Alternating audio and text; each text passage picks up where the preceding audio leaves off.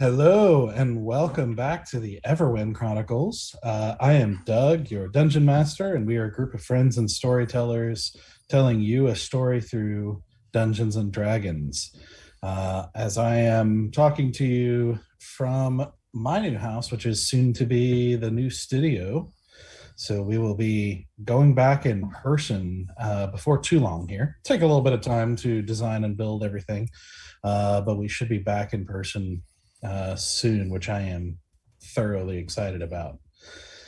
So, to get back into the story, though, uh, the party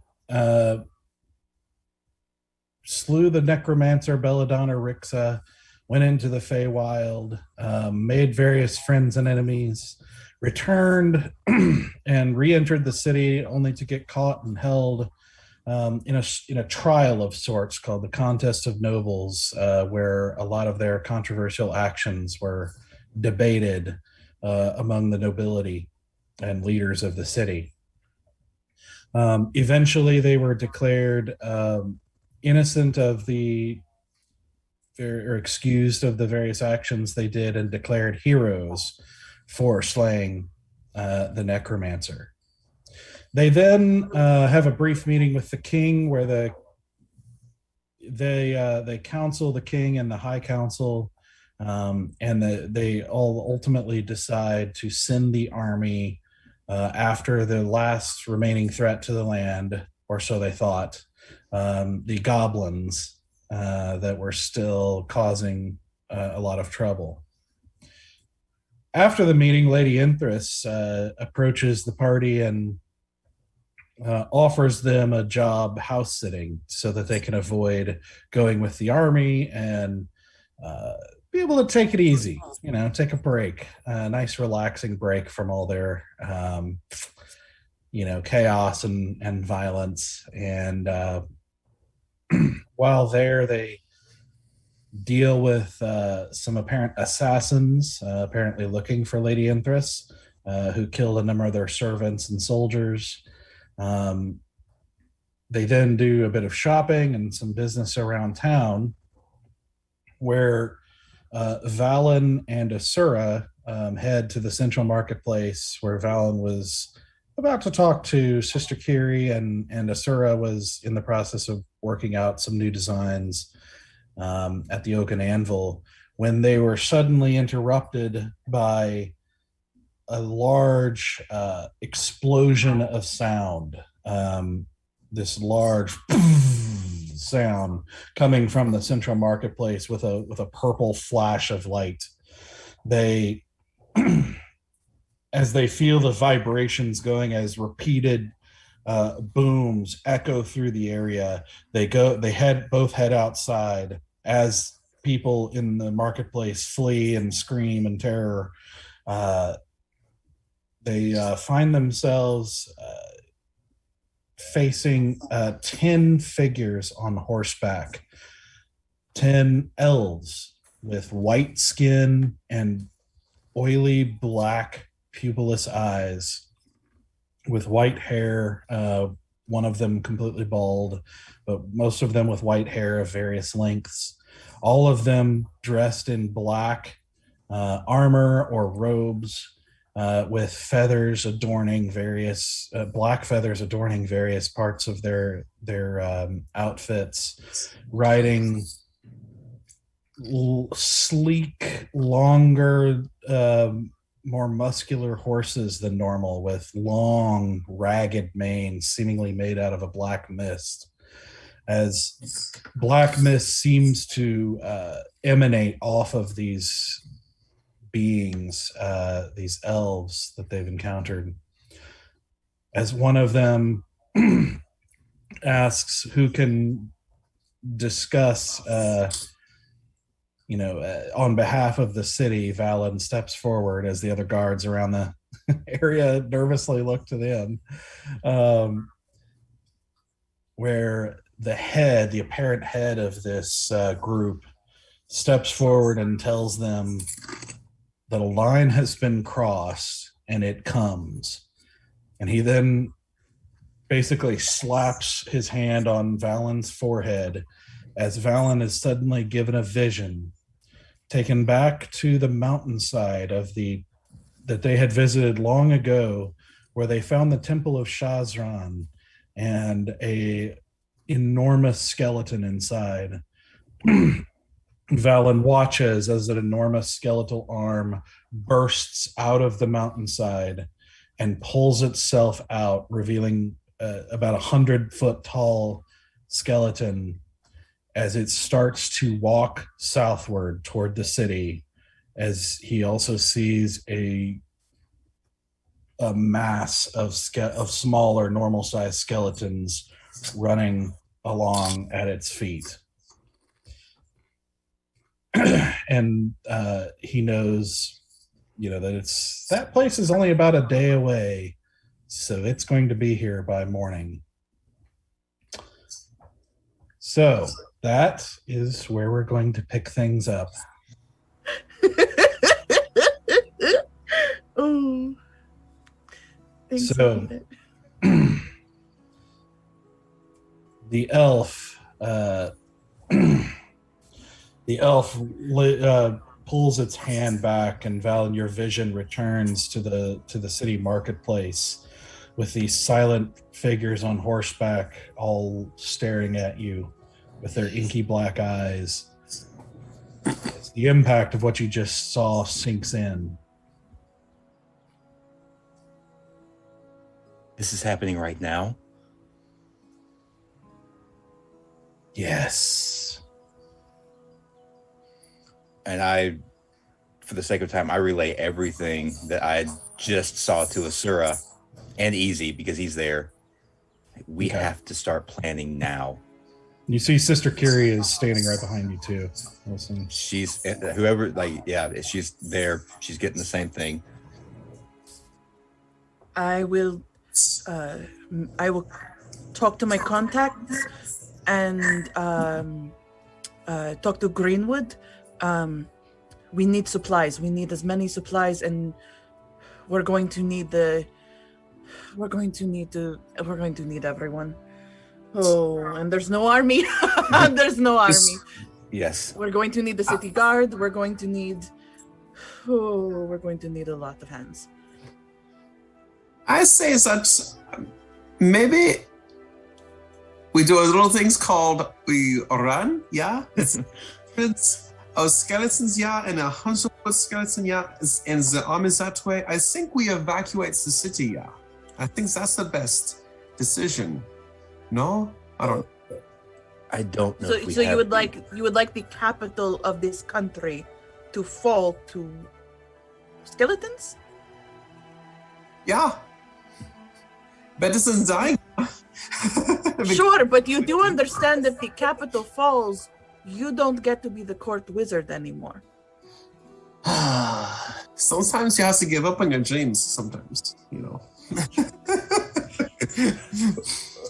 But excuse me, as the people, those other elves are still there, right? They're within us. Mm-hmm. Who's crossed what line and who's making the line?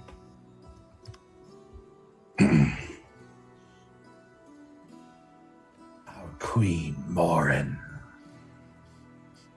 And I know who Morin is, right? Oh yeah, everyone knows who Morin is. She's the goddess of the dead. She's the one in this world you would call the Raven Queen. Mm-hmm. Gotcha. She is. Everyone knows Morin as the goddess of the dead, who also judges everyone upon their death. Gotcha. And Abby, I'm assuming that you are her servants, yeah? We are the Sable Guard. I see. You know what? Surprisingly, I have heard of you. And then I look at Easy and I'm like, because of Bear's sword thing. Mm-hmm. Bear has a sable blade. The sable blades, yeah. Yeah. Sable blade, yeah. So can we count on your help in this battle as well? Yes. Oh, that's a little bit Help? That makes... Do any of you know how to mess with the ground? He looks at you briefly and he then says, "Where do we go to plan?" Oh, yes. We should probably talk to the lords, maybe. I don't know. Maybe there's a war room up there. I don't know. But Greenwood's perhaps the not best place standing to in the start. middle of town. It would be a good place to start. Yes, let's head to the castle. He looks up at the castle, then he turns, and without a word, two that were kind of toward the back of the group come forward, leading two of these strange, kind of evil-looking horses that were seemingly extra, and brings them forward. And as this lead elf gets back on his horse, and he says, "We go."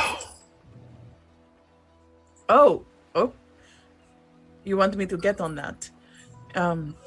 Yeah, okay. And I'll just like hop up onto that horse.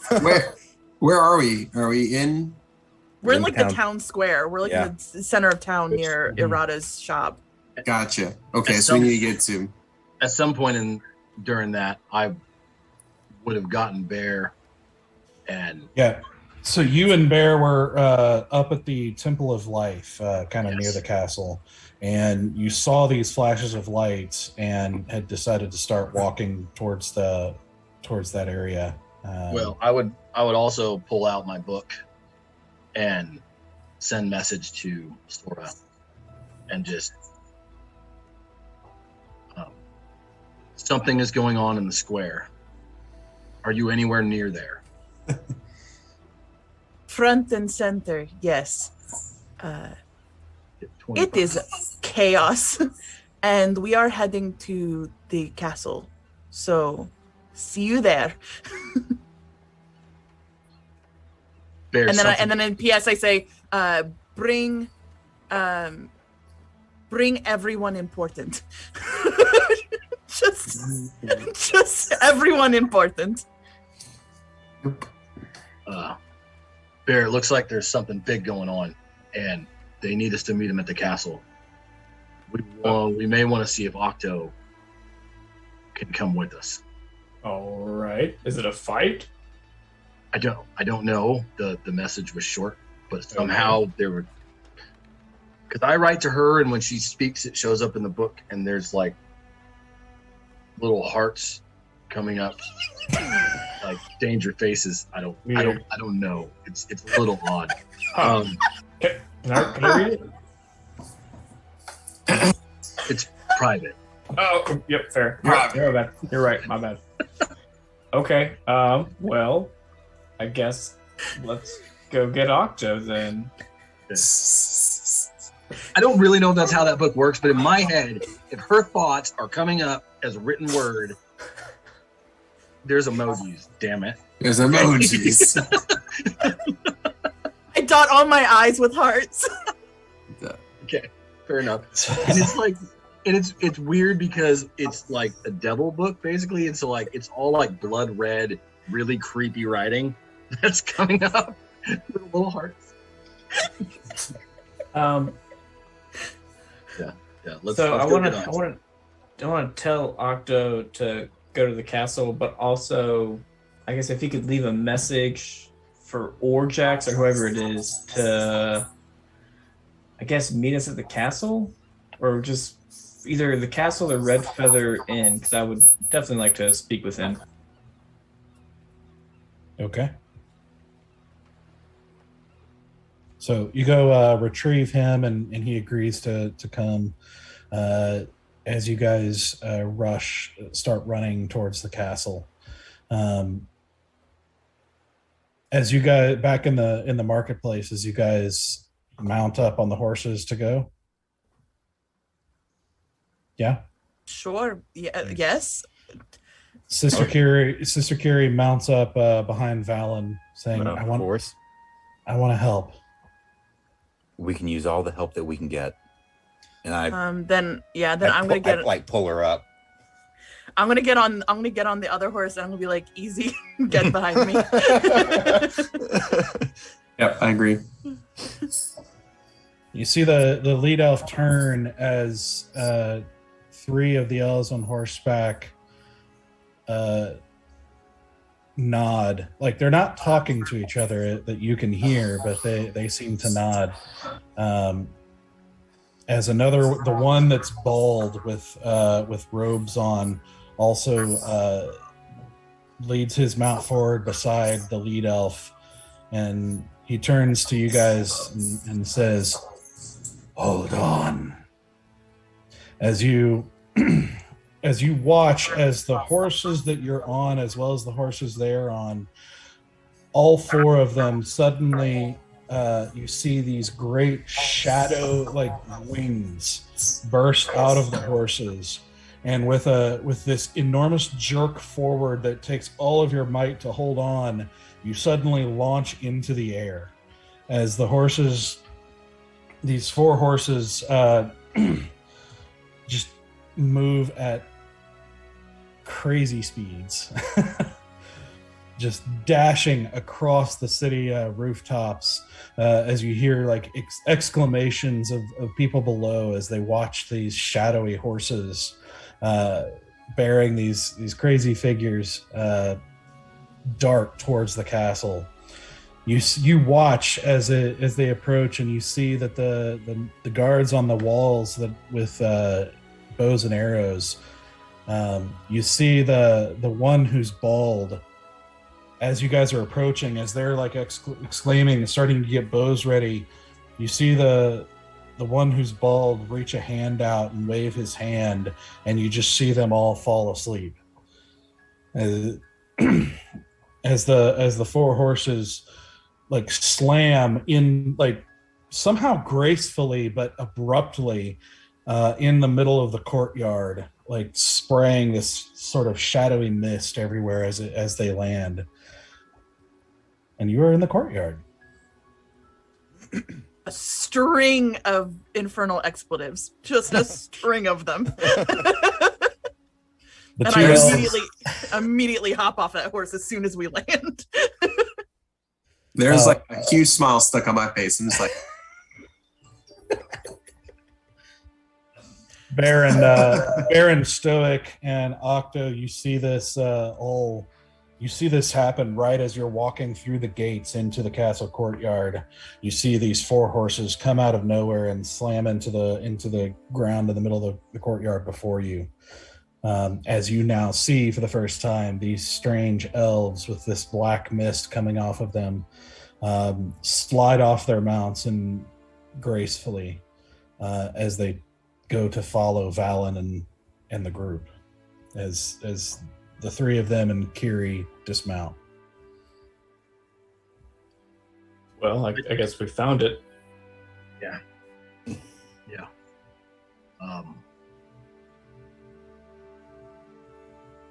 I'm just gonna run over near Sora and just I just give them the debrief that Valen gave me, like of what we saw. We've got till morning, like just facts and figures. Notes. And then moving. I specifically mentioned to Bear that these are the Sable Guard. Oh. Well, that's convenient. That's actually very helpful. Definitely talk to them. And without missing a beat, I just like barge into the castle like I'm not making friends. I'm just barging in. Before you do, as you start to walk away, you see the head elf like survey the 3 that have just joined you guys, and his eyes fall on Bear as he steps forward and he grabs the front of your chest plate and like with surprising strength like holds you in like kind of pulls you forward, and his eyes fall to the blade at your hip, and he says, "Where did you get that?" Okay, I can see where this may look bad, but we found it in a dungeon. Actually, the same dungeon that you sent the vision to Valen. Yeah, we found it there, and I've been using it to like cut down undead. I was hoping. I mean, I hope it's okay that I've been using it. I meant no offense. I apologize. This is theft to you. You can have it back if it's bad, but it's been really helpful. I would definitely like to keep using it in the future.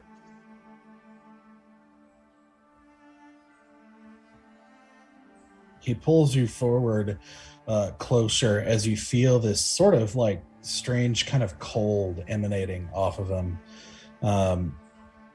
As he pulls you into his like just black eyes, and he says, "Honor it, but keep it." And he releases you and he says, "You will need it." He turns and starts stalking after Asura. Oh, okay. How do I keep making friends everywhere I go? Bear knows how to make friends. He knows. The best at it. The best. Just superb. So you guys,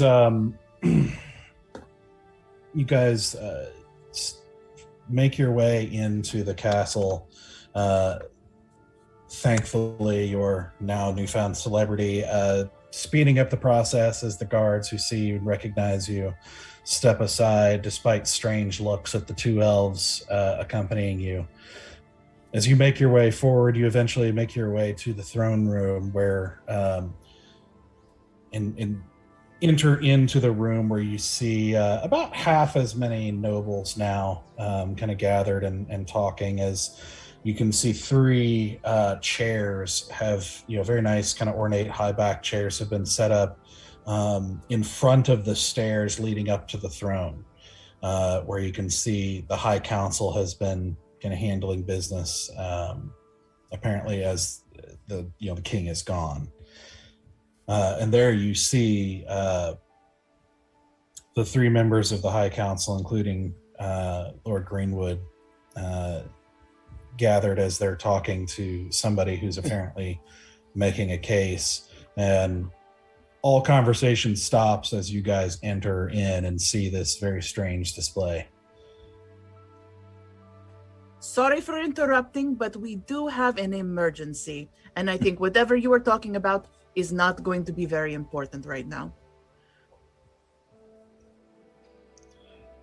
Greenwood stands up from his chair and he says, "An emergency." Yes, did you hear the giant boom in the middle of town just moments ago? And the giant boom we just made when we entered the court? We heard nothing here in the castle. That was some ways away. That is very impressive, and I will talk about the soundproofing of your castle later. But right now, we need to talk about the fact that we have less than A day. a day to stop a giant skeleton and its horde of skeleton minions from decimating the capital.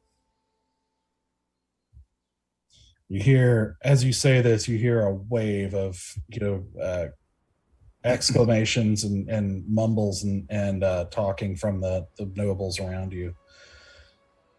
And you see the other two members of the High Council, Lady Verissa and Lord Dernick, stand up as well, and with alarm, as they sort of look at each other, as Greenwood's eyes are kind of planted firmly on you guys and on the two figures next to you.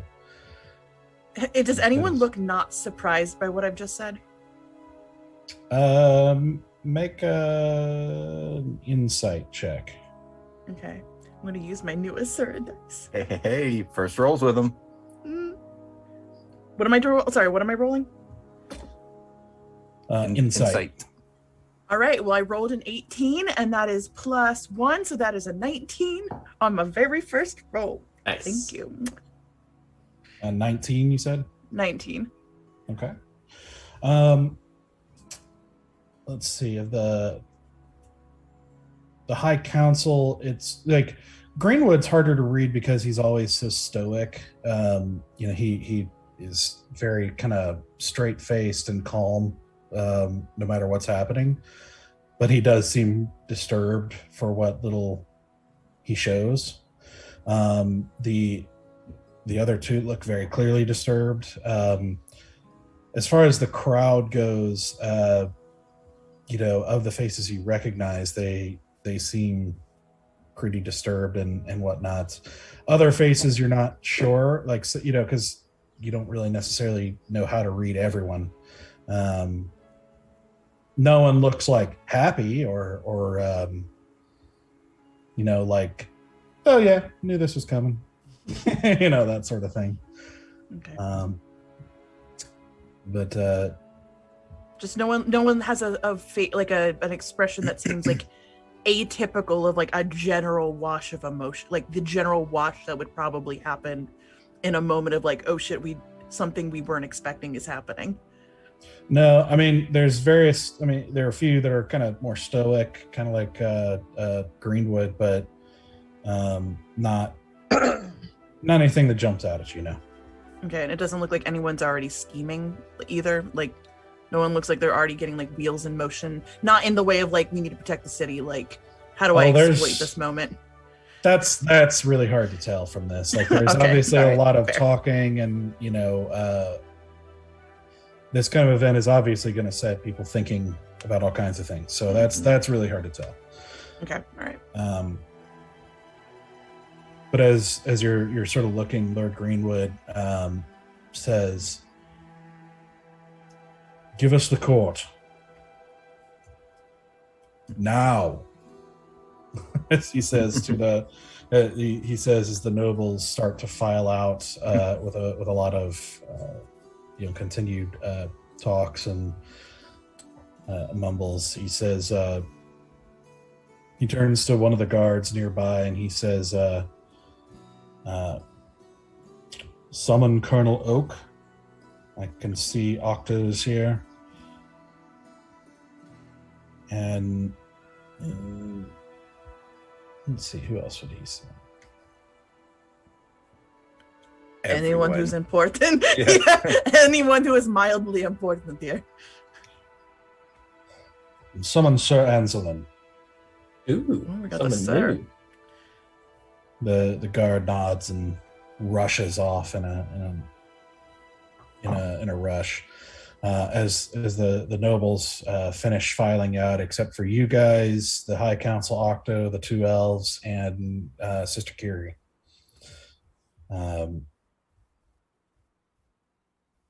And Greenwood says, or actually, I'm sorry, Lord Dernick says, "All right, well, let's get to the bottom of this. What's going on?"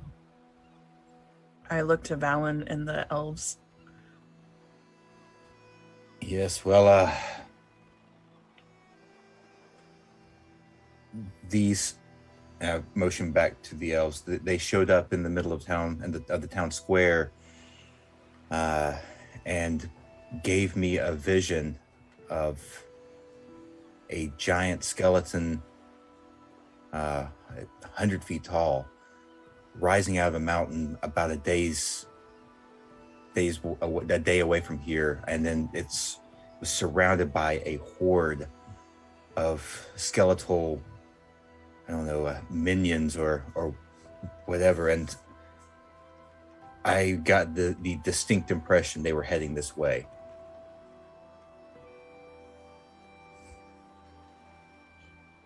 And Verissa says, "And who are these? Who are these strange elves you bring to us?" Decided to let them answer that. The one that's been kind of in the lead with the two swords strapped across its back, he steps forward and says, "I am Ithrex, captain of the Sable Guard. Defend your city. It comes." The council sort of look at each other, and Lord Dernick steps forward and he says, "You'll have to excuse us. This is quite extraordinary. You say you showed him a vision. Would you mind showing me?" And without a word, Ithrex just stalks forward quickly and slaps him on the forehead too. As you see his eyes kind of roll back for just a moment, and the whole thing lasts maybe 2 seconds, and he brings his hand back. As Lord Dernick, you see the color drain from his face. Well, I'm afraid that's not good. I've seen what they are seeing. Verus is like, all right, but perhaps, how do we even know this is real and not an illusion? How do we know this giant skeleton exists? I would think we would know something of this. Because we've seen it. And we vouch for them. You've seen it before? Well, part of it.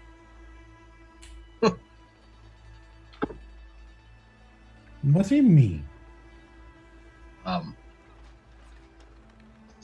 We were rescuing some. Listen, I don't think we have time to wax poetic about, well, how do you know? I don't know. I can't trust the thing where someone touches my face and I see a vision. We don't have time to play this game. We need to make decisions, and we need to make them very fast, because come morning, we are either going to survive this or this entire city falls to the ground. And frankly, the army is in the wrong direction. So we have to become the army now. You at that moment, the doors behind you open as in walks a man in very nice polished armor with sort of blue and white colors of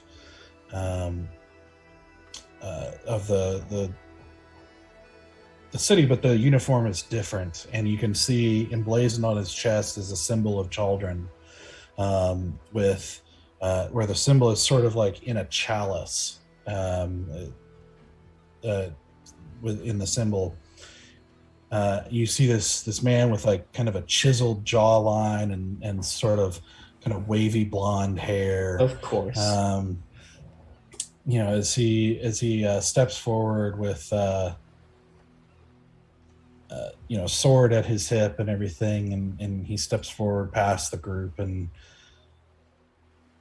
presents himself to the High Council, kind of giving a very kind of bold look up and down at the two elves, and he says, "You sent for me?" I immediately turned to Bear and I'm like, thank God the pretty one is here. Oh yes, we're saved now. Oh boy.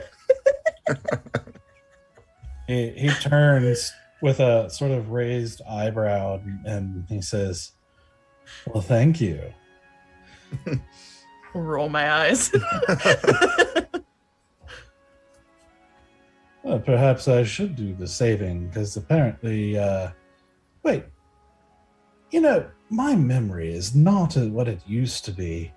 Happens, with time and experience, but wasn't it just yesterday that you all claimed that you dealt with, that you dealt with a necromancer? Is that right? You're Sir and something. Yeah, who are you again? Yeah, Sir Sir Never heard what? of you. Sir Anselin. Sir Ansela. And you are the head of the Chalice of Life. I'm just making guesses here. Is that who you are? Indeed. Very perceptive, my fellow paladin. Should we know you? Have you killed any dragons or necromancers? Stoic. We don't have time. We don't have time. We need to get down to business, Sir Ansela. As a paladin. Anselin. Sorry, I do apologize, Anselin. It's a pleasure to meet you, but we do need to get down to business. As a paladin, I trust you can respect that we are dealing with an undead army, not just like a, one or two or a dozen, but an army of undead are approaching. So Let's get down to business and start talking strategy. That's what I thought I heard right before I walked through the door. But like I said, didn't you defeat the necromancer? Didn't we just praise you as a hero for all that? We defeated a necromancer. Oh, so not the necromancer like everyone's been saying. Apparently not. Hmm. You can make fun of us tomorrow if we survive, but today, let's get working on defending the city. And do you believe all this? He looks to the council, and Greenwood is just sort of silent, taking this in. As Verissa still looks a little bit skeptical, but Dernick says, "We've had no reason to disbelieve them so far."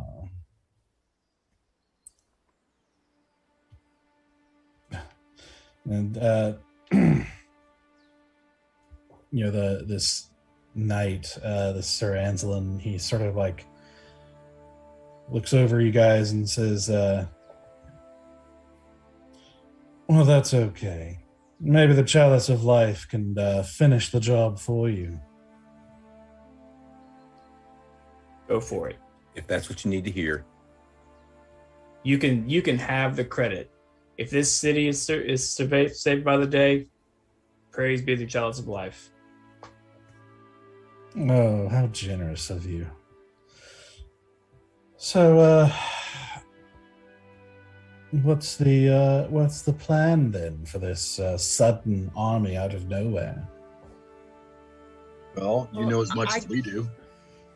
Yeah, I cannot speak for anybody who lives in this town, but I have a strong feeling that we have a small but mighty force.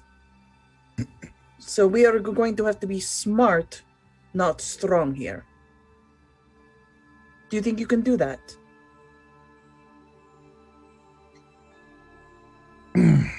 Unlike what it looks like some of you, I don't have to choose. Well, you've obviously been here longer than we have, so what do you suggest we do to defeat this army coming our way? He kind of eyes the council and he says, "I'm afraid that's not my call, is it? Then See, why are you here? Because I was summoned, because I follow the law and I follow the leadership of this nation and don't just do whatever I want." Well, all I'm asking, if you have nothing to add, please stay quiet. Oh well, I'm just gonna grab Stoic's arm and just be like, friends. We need friends right now. Yes, we've just wasted enough time with him who doesn't have answers. Or Sure. ideas. Okay. Then let's focus. Regroup. Focus. Yes, we can all measure swords later. Let's figure out what we're going to do There's no right now. Okay, it's a mace. Asura for a very, very tiny moment has a very naughty face that like just flashes, and then she tampers it. She's just like, and we're gonna shut that down. Lady Verissa says, if what you are saying is true, and this is a credible threat, perhaps we should evacuate the city. Perhaps we should leave. Where we don't know your geography. Where would they go? Well, anywhere they wanted to. And Greenwood says, if they will be here by morning, we will not be able to evacuate the entire city. They will attack mid-evacuation, where everyone is most vulnerable. We have to defend. Yes. We need those who are not able to or unwilling to fight to shelter and find safety. They cannot be roaming the streets. But I don't want to have this fight inside the city walls.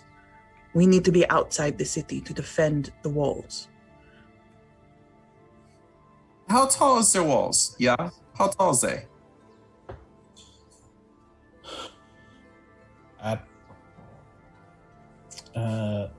he turned. They kind of turn to one of the guards and nearby who kind of steps forward and he says, well, beg your pardon, sir. The walls are different heights depending on where you want to attack. At the highest, around the royal palace, they're about 100 feet tall. But around, it sort of goes down around the Leaf District. It's to the exterior wall around the Leaf District is probably 75 feet tall, give or take. There can be some variation. And maybe 50 feet around the main of the city. Which is where the majority of the people live. So that should be our main concern, unless we plan on not evacuating, but bringing the outer citizens into the inner walls for better protection. I mean, we each have empty houses right now. But we can fit a city in our homes. Obviously not the Obviously entire not. city. What I am saying, though, is that there is space inside these inner walls. More so, we need to use the terrain to our advantage because we do not have the might of numbers. We cannot physically be stronger than them. More so, they are undead, so their hurt factor is not the same thing as ours is. So we need to strategize using the land around us and use it to cause them to have difficulty getting to us, and we can get the upper hand and fight back.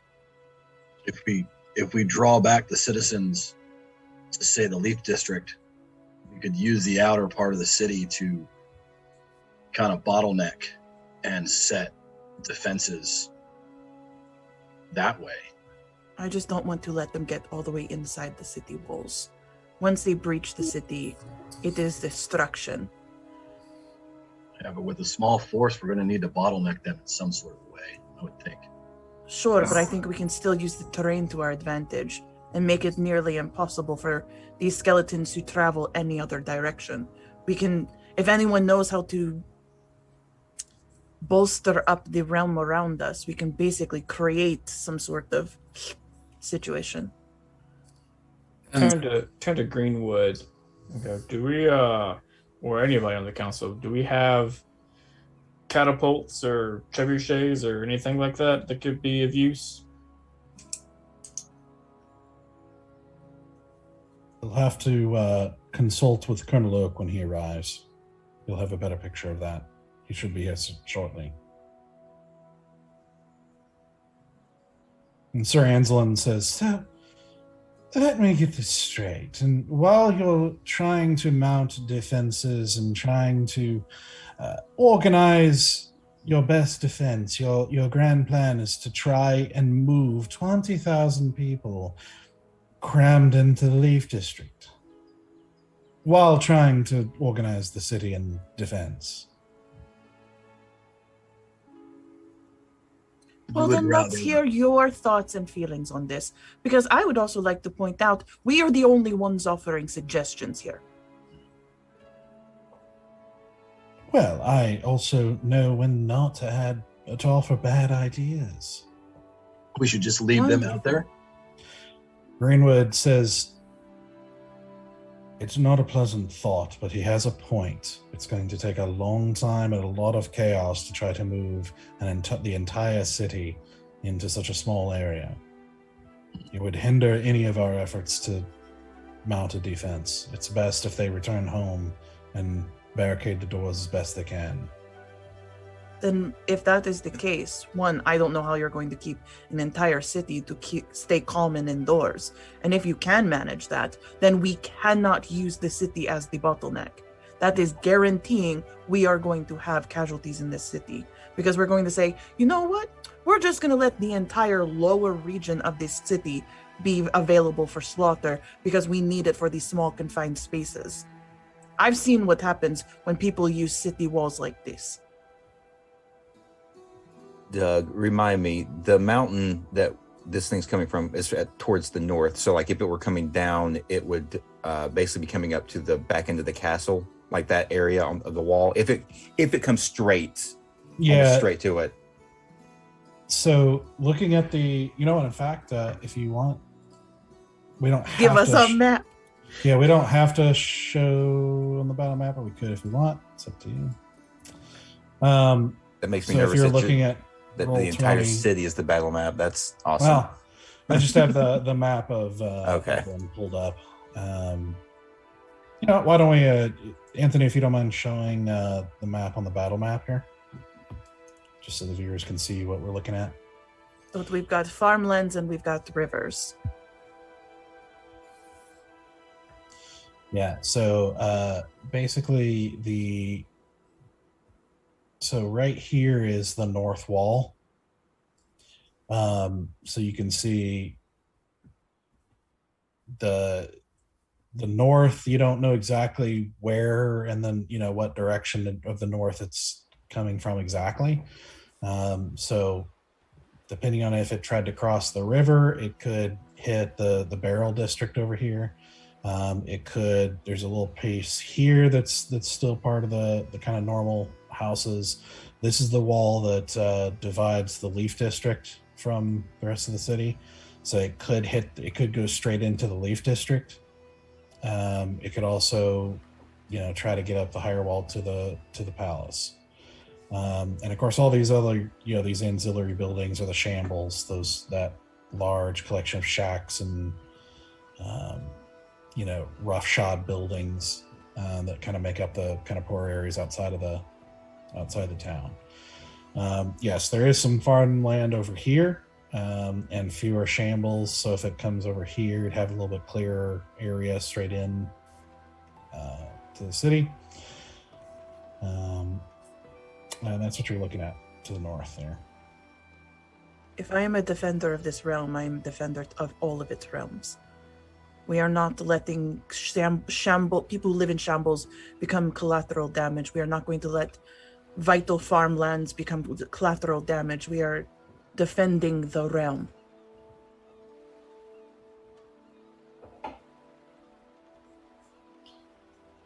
Greenwood says, agreed. We'll have to send word to pull the people of the shambles inside the walls. Absolutely. Then do it right now. We don't have time to waste. Also, I'm sure you guys have thought of this, but I know it's too late to get the army back, but we should at least send a rider to them so they can start their arduous journey of turning around. We're going to need them back here immediately. They'll never make it back in time. I know not in time, but we can't let them keep going away from their city that's on fire. They need to return just in case things go poorly. City on fire! Mischief. Lord Dernick, you know, kind of lost in thought for a second. He then says, he turns to the other two high counselors and he says, we're going to need to appoint a war prince. And the other two sort of take that in for a second and nod their head. And Dernick kind of looks at you guys and says, apologies, a war prince is a temporary title.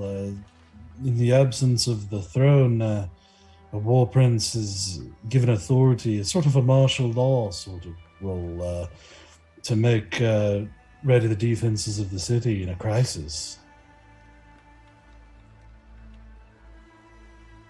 How is this person elected or chosen? Yeah, well, the High Council chooses it. Who were the options? You three? Or is there more? Well, it would often be one of the generals, but most of the military authorities are out in the field with the army. Okay, so is it you three or more options? Well, technically, it can be anybody we want it to be. Not it. Yeah, those goes. Actually, This is your This is your city. You decide who your prince is going to be here. We're just telling you that we need to come up with a battle strategy. We need to come up with it quickly, and we need to start acting upon it. So you do whatever pomp and circumstance you need to do.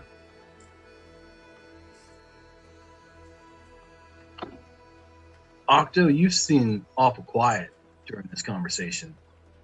Do you have any thoughts or ideas? Like, have you ever heard myth or stories of 100-foot skeleton, or like maybe why they'd be coming this way? Oh, well, of course, there were rumors of Shazran having great undead creatures like that, but we haven't seen something like that since he failed 200 years ago. Don't know why.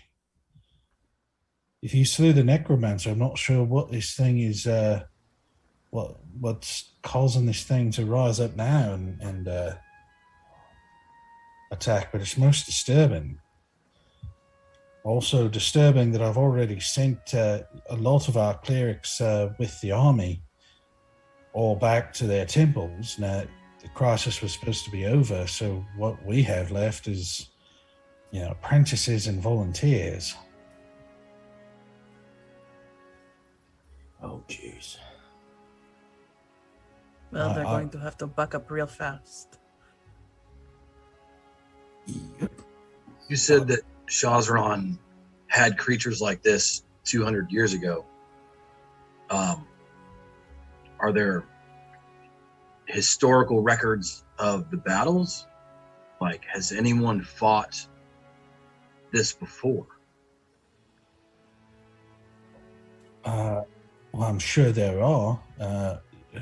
In the libraries, I'm sure there are. I have to send someone to research it. Easy, do you remember the yes, Easy. I was glad I goes to look at the library. I love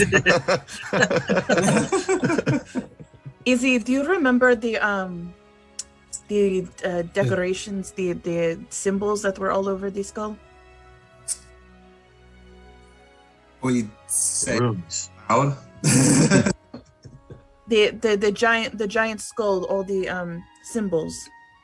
Yeah. Do we know if they are connected to? Go ahead. Go ahead. I was gonna. Is this a private conversation to me and Asura? So you're not saying this out loud, right? I'm talking to you. Okay, just to me. Okay. Yeah. All right. I guess I'll have to roll a history check, right, to know what those symbols meant, or have an idea what those symbols meant. Let's see. In this case, I don't think you would. Yeah. In this case. Okay. But as you whisper that, Ithrex says, "We have a method of dealing with the large one. But we will need help." What's help do you need? You have our help.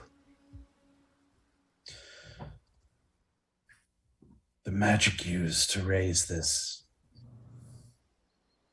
is very powerful. It is why we were sent. Our mage can cast a ritual to undo it, but it must stay in place long enough to complete it. We will need help keeping it in one place. How long does it need to be in one place?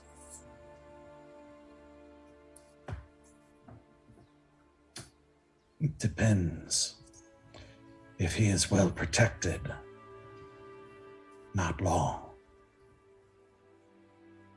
we need to restrain it or just keep it localized in an area? Like if we engaged it in battle and kept it busy, would that be enough? Or do we need to keep it still?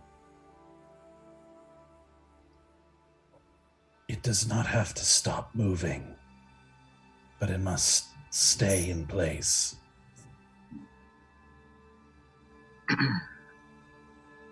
We need to find a way to restrain it. So we need to Gulliver Travels this thing. Well, that's what I thought at first with the restraints, but it sounds more like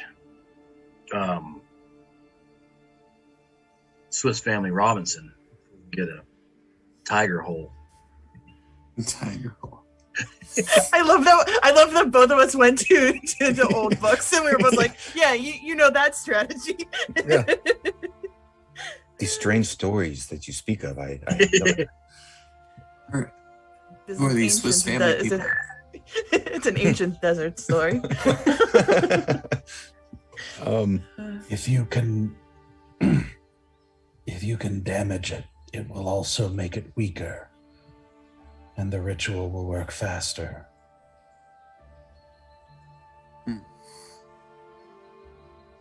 How do you damage a giant skeleton? I imagine when I pull out my knives, my little sharp knives are not going to do much here.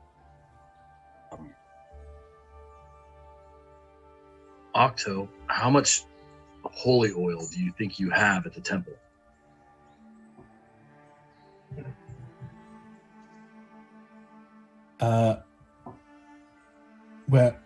Not enough for 100-foot tall skeleton, I think. We've got some. I think some of the apprentices could start making vials. We can work on it through the evening. We'd need a lot more than vials. We would need gallons. I mean, if we were to have some holy oil and shoot basically giant jars of it with the Some Molotov cocktails. Yeah. The holy cocktail. of Eldowyn. Yeah, Eldowyn. we would have more, but a lot of them have been. We've been producing more in preparation because of some of the necromantic stuff, but a lot of it's been being stolen. And so, By whom? I'm not quite sure. Weird. Well, it's another mystery for Yep. another time. Indeed. I may be out on a limb here, but just so we can consider all our options. Is there anything we can do with the river? I mean, anybody got any ideas on that? Or is that just... We'd have to Just get the- them down to the river, which is more to the west. But it's coming from... The that north. way. The north, yes. There The is north. There is We a might- bend there. We might be able to direct their flow. At least the river provides us with some kind of natural barrier that would be difficult. Do we know how wide the river is? Maybe have an estimate of how deep it is. Is it like a wide river? Is it like a... Yeah, it averages, let's see, it's probably anywhere from 30 to 50 feet. So you're probably most of the time 30 to 40 feet. Yeah, don't fuck with moving water. No.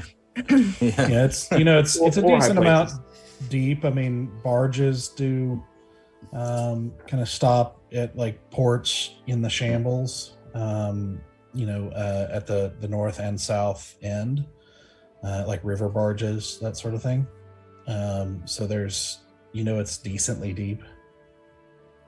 If we can find a way to direct them toward that way, it might bottleneck them between the walls by the royal palace and the river. At least it's something. It's not a great idea. I don't know if there are any actual great ideas. There are only It would ideas that might suck less than others. It would slow the skeletons down. They'd have to cross through the river to get to us. So it would, in a way. The minute they hit the shambles, it is too close, in my opinion. More so, who's going to be rebuilding the shambles? Where are the denizens of this part of the world going to sleep and rest their heads? I understand your concern, Asura, but we do need to have some kind of walls out there for us. Yes, and once again, those who do not have the power are malleable to it. It's either like, I don't want anyone to lose their lives, but if we go out there unprotected, we could die, and then who's going to protect the city? If we're just, dead, then the city is going to crumble. We are not the only ones here. We have to work together, and more importantly, we have to make sure whatever your mage is going to do has the time and space to do it. And I would like to not be doing it with little time to retreat and try again. Well, let's use that. Let's use the shamble, that area as kind of a fallback point, and we'll try. If all else fails and we have to direct them somewhere, that would be the direction. But we will try to engage them before they get there. I still think if we can mess with the terrain, we can make it too challenging for all the little skeletons to get through safely. And in doing so, we slow them down long enough to be able to just pick them off. Do we have anyone in the city that can aid in that regard? Talking to the council. Council, as you guys have been talking softly between the three of them. And Varissa turns and says, "Hold on just a moment. We believe there are only two candidates. Neither Lord Dernick or I feel equipped for this, and Greenwood protests as well. Yet we all know Greenwood is quite competent. Other than that, it's between that or Colonel Oak, who would best serve as War Prince. We respect your thoughts. Have you any?" Lord Greenwood has proven a intelligent and capable commander so far. I feel like that's where I would lean. I don't want to speak for the rest of the group. Has Colonel Oaks arrived yet?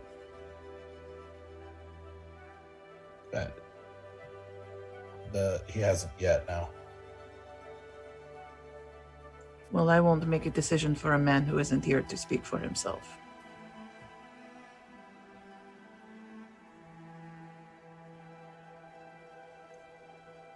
Frankly, honestly, I know Colonel Oaks does not like us, and I will not speak my opinion on him. I do not know his reputation or his prowess as a strategist, but I only can say whoever is chosen needs to be able to look at the whole of the issue. Not just the battle strategy, but the people involved. Not just the fighters, but those they are fighting for.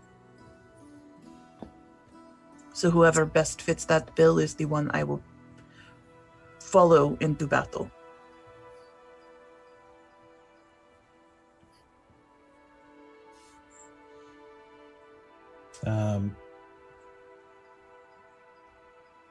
Lord Dernick says,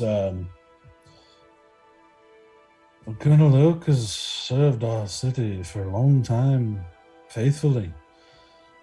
But as far as I know, he's been very good at police action, but has no battlefield experience himself. But we know Lord Greenwood fought in the last Shigoran War, so he knows what it means to be at war." Would it be possible to split the role? Maybe have Oak be in charge of the city and Greenwood be in charge of the outer walls and beyond?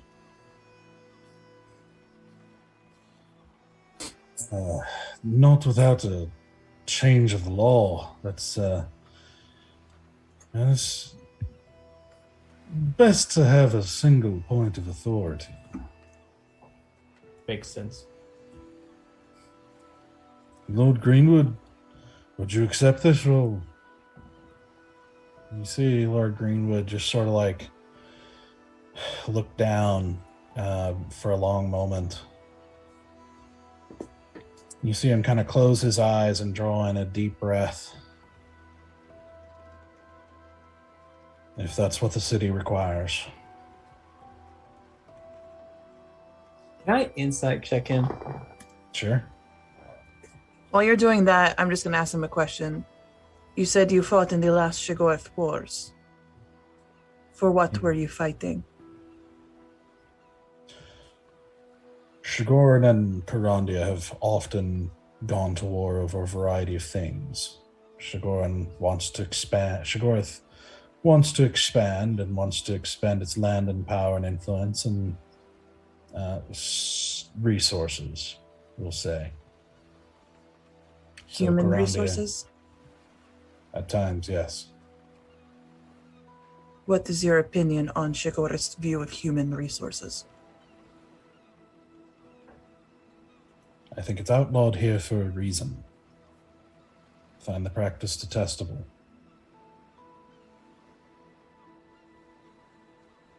Okay. I got a 14.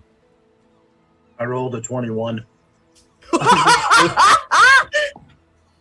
Okay. Human lie detector at work. Hey. No, that was just a good roll. That's actually.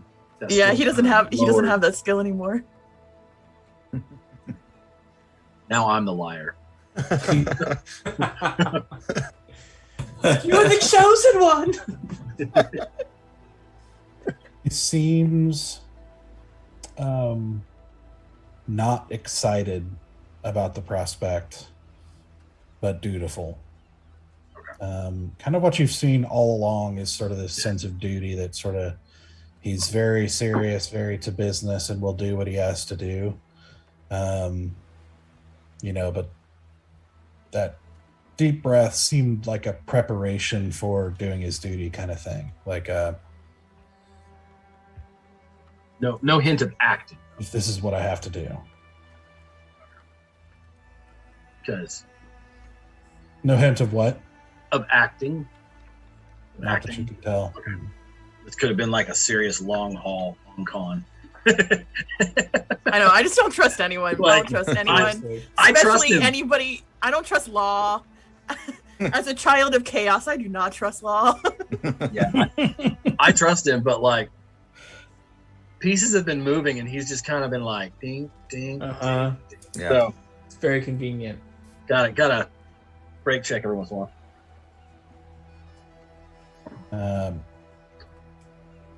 Verissa thinks for a moment and she nods and says, "And I support it as well." And Bernick says, "Very well then, we name you War Prince until the time the crown returns." You want to at least wait for Oak to arrive? I mean, Asura's got a point. You can't just decide someone that half of the person isn't here. Well, I will let you Verissa figure kind of that out. Verissa kind of squares her shoulders and says, "We can." Okay. Alrighty. I support Greenwood. I got Sounds no close to problem. me, yeah. Yeah. I love Verissa. Well, War I Prince, love her energy. what are your thoughts on stopping this thing, sir? Fire, whatever you say.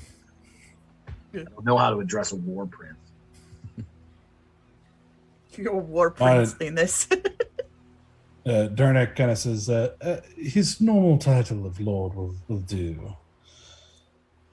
We've never if- called him Lord once the whole time we've known him.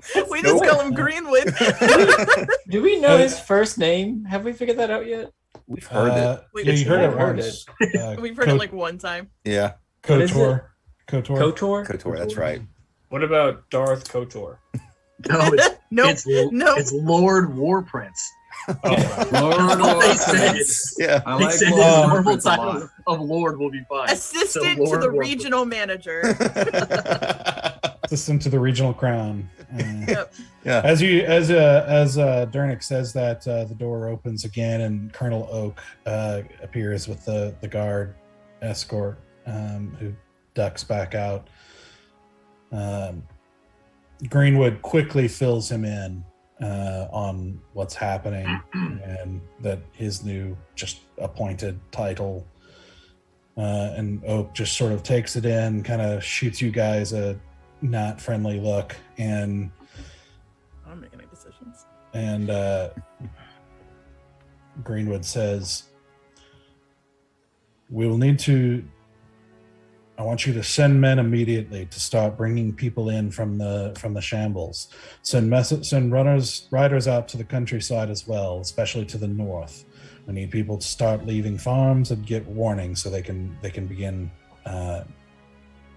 running. Bring everyone from the shambles inside, or tell them to flee, their choice, but we recommend bringing them inside the walls. The city guard will be commandeered as militia for the defense. We will also need to commandeer all personal guards for all nobility. We will instruct the nobility to return to their homes or return to the castle, where we will have the castle guard remain here for protection, but all personal guards are officially commandeered for the defense of the city, and they will report to you."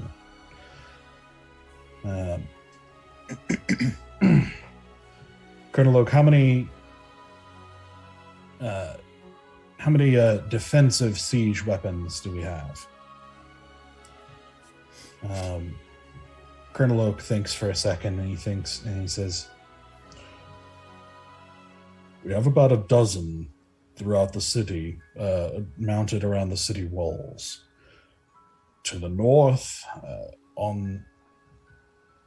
I would say we have maybe 2 on the eastern side of the royal palace, and 4 to the northwest sides of the walls. It will take quite a bit of time for engineers to move any additional. We might be able to, by tomorrow morning, we might be able to move 2 additional to the north if we need to." And are these catapults? Are these the giant crossbow things? What are we talking about here? Catapults. Ballistas. Ballistas. I don't know about you guys, but I feel like we could use at least one more catapult on the north front. On the east side, yeah. Because Just we in got case. 4 on the west side and only 2 on the east. We just shore up that side. The Greenwood beckons servants to bring a large table into the throne room and sets it up, and has a map brought in of the city, which is the one that you're looking at here. I'm going to mark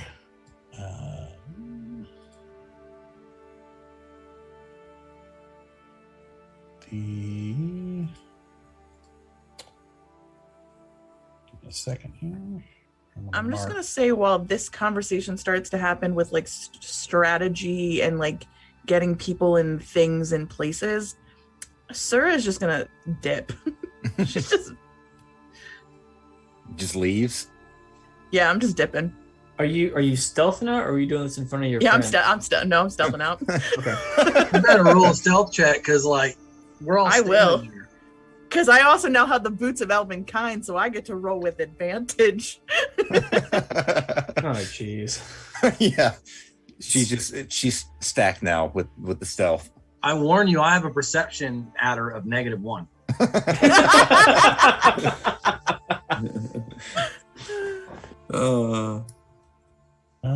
I don't know if you can see the white X's. Those Yep. are marking where the catapults are by default.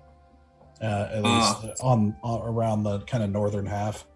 There are more I can mark if necessary, but around the northern half, that's what you're looking at. Okay. Greenwood also adds, he tells Octo, ready all of the temple. Grab any volunteers that you use or who only sometimes come in. We need to set up. We're going to need your help, especially for any medical needs. Nocturne nods and says, I shall set up medical reception areas with some people, and I might be able to get some apothecaries to help as well with salves and at least bandaging, that sort of thing. I'll try to. I'll coordinate with you to set up those healing areas, periodically through wherever we need them. Says Greenwood nods.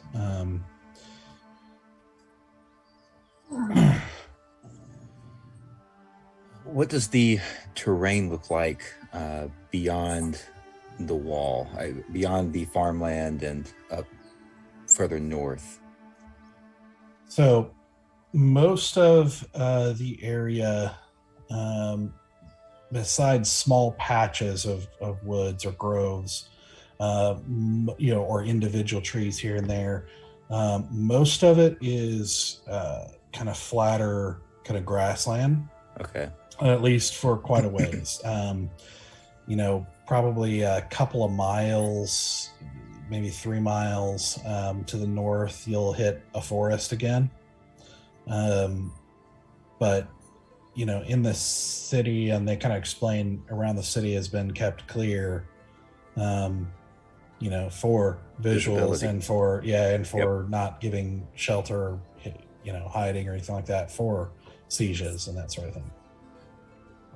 Good. Is there a way do we have anyone in the city that has the ability to manipulate terrain in any way?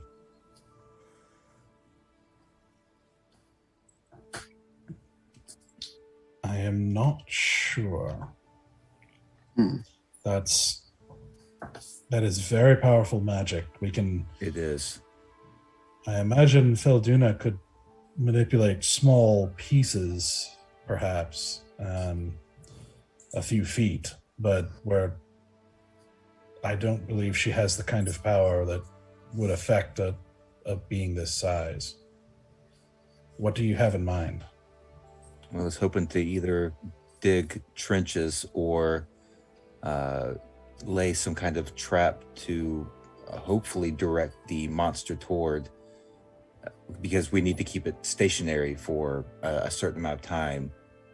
Dropping it in a pit keeps it pretty stationary.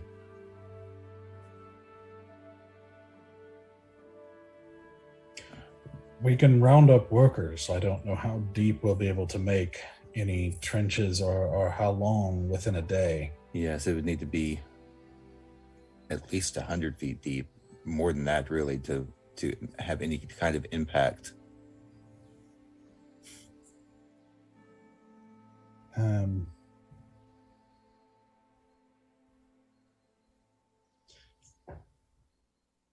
Octo, how much? Kiri says, I know he's kind of crazy, but maybe Farron could help. And Sir Anselin is like, are you serious? And you actually know who Farron is. He's the wizard of the Secret Pixie. Yeah, Secret Pixie. Yeah. I knew that was coming back at some point. I knew that. I knew the guy who threw Easy across the square was coming back. I can go say hi. Might take someone else with you. I am all in for the plan, but I think it's gonna be a solo easy mission. I think it would be a very entertaining solo easy mission. Well, entertaining, yes. We have a very pressing issue at hand that needs a delicate touch, and Easy, no offense, you sometimes lack that. Do you see his hands? Those are the most delicate hands ever. This is ridiculous. I moisturize every day. Actually, if anyone were to moisturize, I could imagine Easy doing that. Oh easily. yeah. Need to have my hands to do my stuff. They need to be dexterous. But yes, if you'd like to go speak with Farron, that would be. We could try to enlist his assistance. Gary says, I've been there a few times. I can go if it'll be helpful as well. Yes, you two. Maybe you two go easy. Oh yeah, yes. Okay. As long as this turns us, yeah. So go ahead. that was it. What is Ithrax like deeply in the strategic conversation? He is just watching and listening. I'm gonna walk over and approach him. He just looks at you silently. Good evening. Hello. Yes, you have already seen the sable blade on my belt. Thank you for letting me keep it. We kind of need to use all advantages and avenues that we have. So I understand that this weapon came from you or your queen. I didn't know if there was something you could teach me about how to better use this blade. Maybe you could show me all its secrets, because all I know is that it does is it's very helpful in battle, and when you kill someone with it, they stay dead, which is very helpful. But I didn't know if there was something else that it does that I'm not aware of.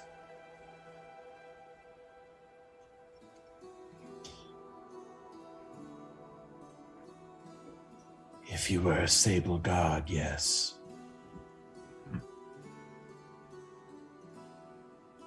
And I suppose that a day is not enough time to teach me how to unlock its secrets. That's fair. Okay.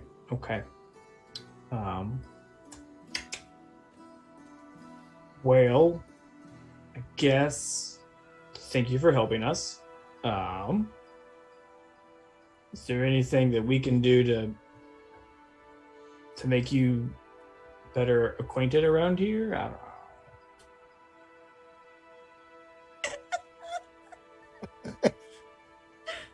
Imminent death is upon us, but can I make you some tea? I mean, Sweet baby bear. very hospitable. Very, very hospitable. We are here to help. We will help where you tell us to help. Perfect. Would you? I know Asura has mentioned wanting to fight outside the city walls. Would you be willing to stand on the front lines with us before they get to the city? If that is where you make your fight. And is the 10 of you all we can hope to get from Morin? Yes.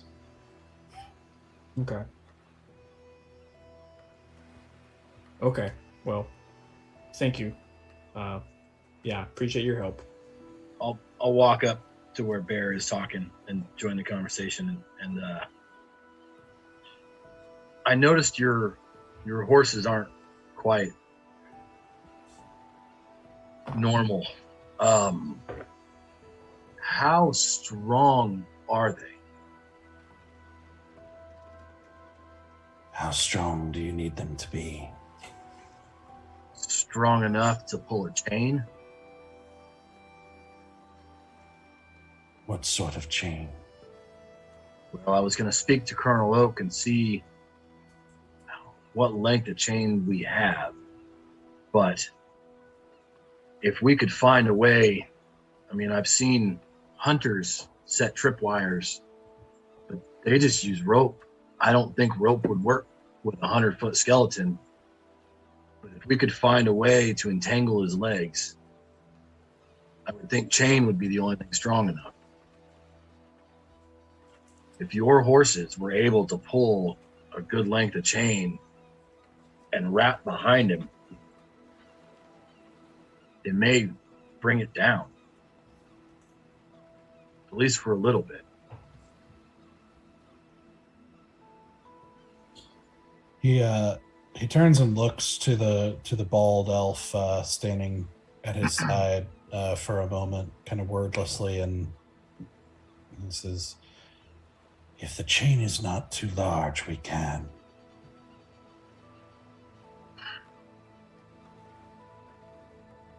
Colonel Oak, how much chain do you think you could get on short notice?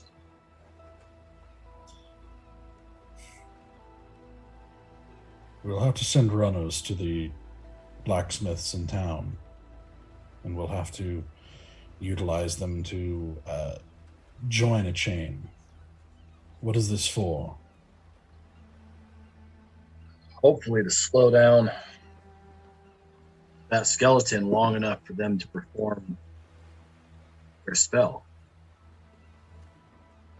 So I don't know if it would need to at least be 50, 70 feet.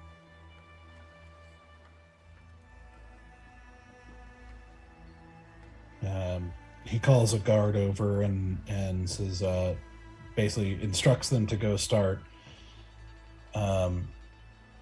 basically talking to the blacksmiths and start recruiting them to start putting together chain.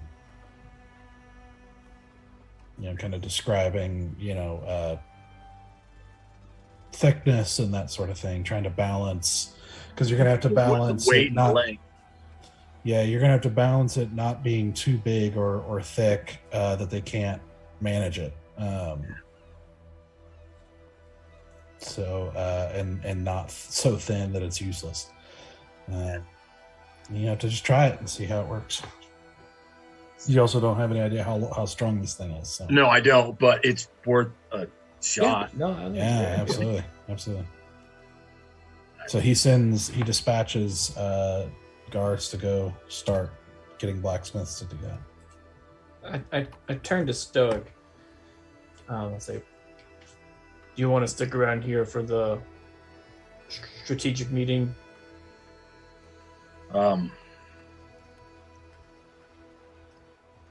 Yeah, I mean, the only person I could think to recruit to help us is already here. Right.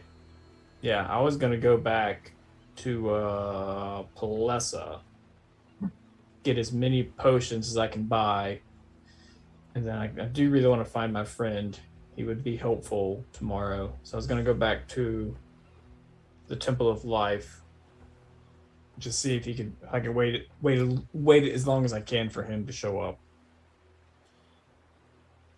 Greenwood says, so you have no other allies you can call upon? I mean, he's the last one that I know of.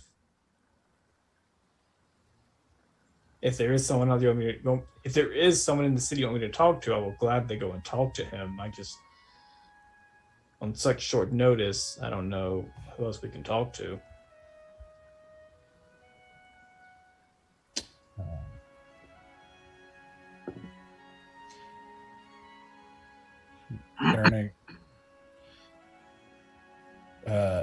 Dernick says,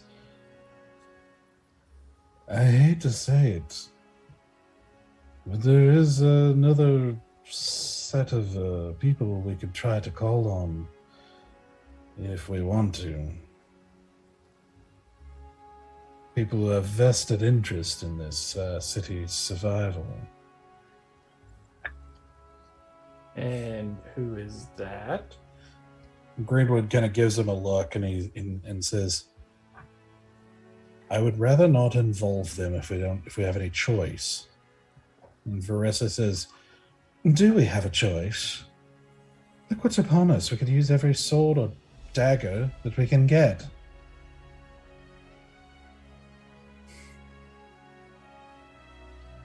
Greenwood looks at you, Bear, and says, they're talking about the underground. Oh, jeez. That's what I was afraid of.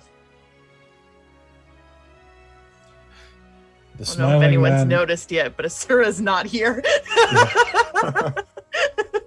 The smiling man and the sacred face have both grown in power and may benefit from the survival of the city if they can help. He does at that point kind of look around and says, Where did Defender Asura go? We don't know. What did you roll? Because I rolled. I was trying to catch you. I rolled a 7 and a nat 20. So it's a 28. Yeah. What do you mean she's gone? she's right. What? Right. I rolled an 8 on perception. I should say, hold on. So which did you roll the 7 first? Yeah, I rolled the 7 first and then the nat 20. Okay. You only get advantage on stealth checks dependent on sound.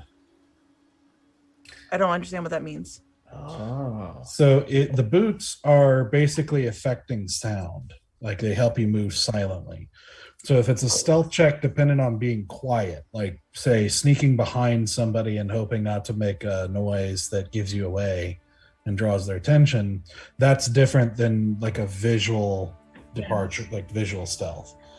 I was trying to be like, I was like literally just trying to like slowly back out of it, like because they were all like huddled talking.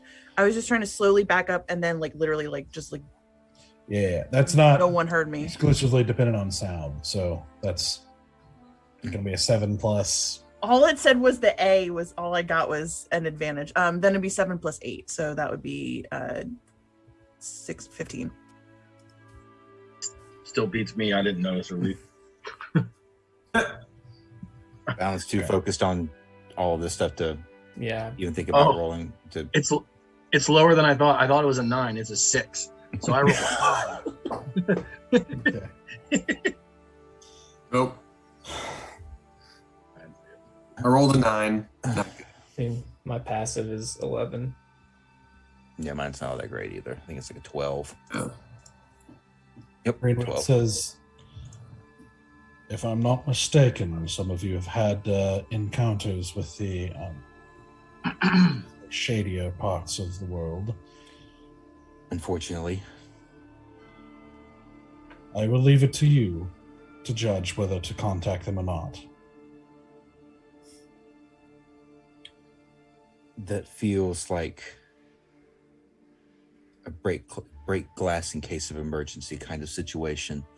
But this is kind of an emergency situation.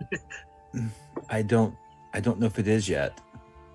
Because I think we've actually got some ideas. The only thing that we really need to figure out how to take care of is the horde.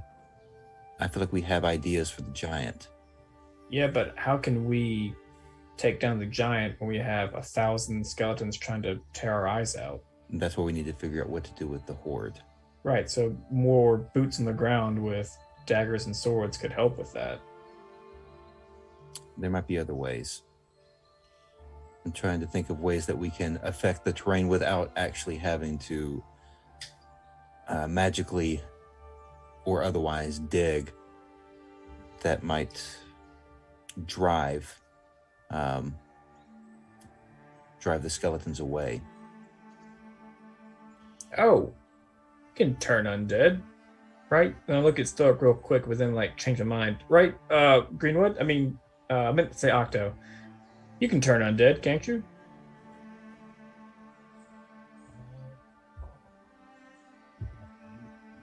Double check.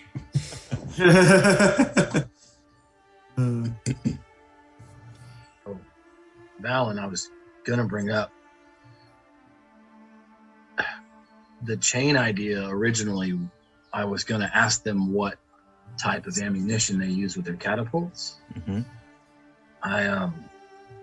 I was once reading a book in the temple, and it was on pirates, strangely enough.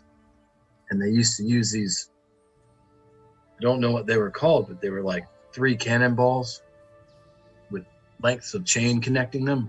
Mm-hmm. And they would use them in their fights. And I think that would be very useful against groups of people, but I'd still like to see if that's an option, but I'm worried they may only be able to concentrate on either a chain long enough to take down the big one or ammunition small enough to take out the horde. is my concern. Isn't it? My idea was focusing more on finding ways to maybe douse the ground with holy oil or oil otherwise, and maybe set some kind of controlled fires, controlled burn once the skeleton stepped into it. I was thinking similarly, but my only concern is that they're undead, and the only thing worse than an undead thing attacking you is an undead thing on fire attacking you. Just putting that out there. Yeah. But I don't know if holy fire is different, if we could find a way. Yes, like I said, there are no good ideas. There's only ideas that are just less bad. Yeah.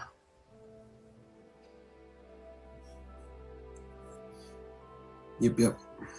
If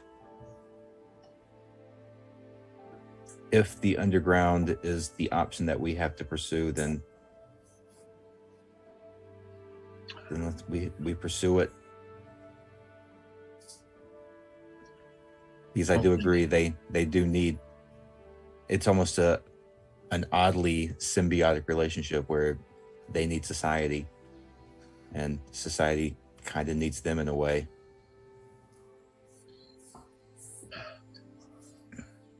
We're better than that, though. I agree. I don't want to give them any more leverage than they already have over this city.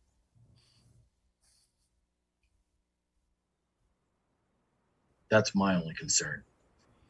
If they come to our aid, it's going to be at a cost. I don't know what that cost is. I know.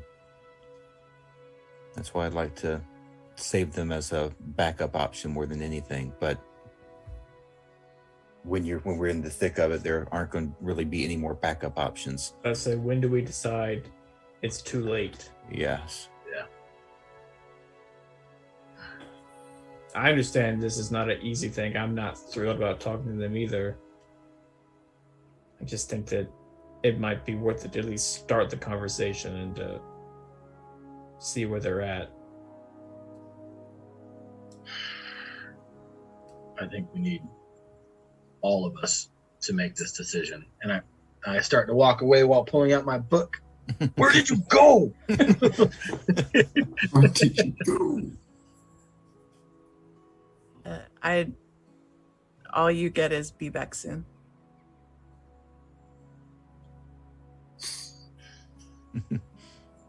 And then after a moment you get, please don't be mad at me.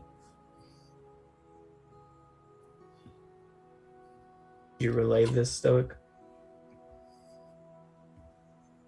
I do, and I return a message, and it's just 3 dots.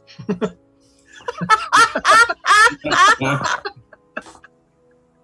love that message is now text-based. This is so great. You gonna send back emojis? Yeah. Just 3 dots. Like, Yeah. You just send, if you send me 3 Brownie dots, face.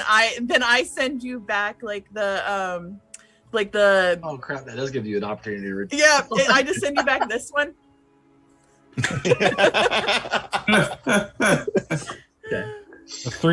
The three dots is Stoic is typing. I'm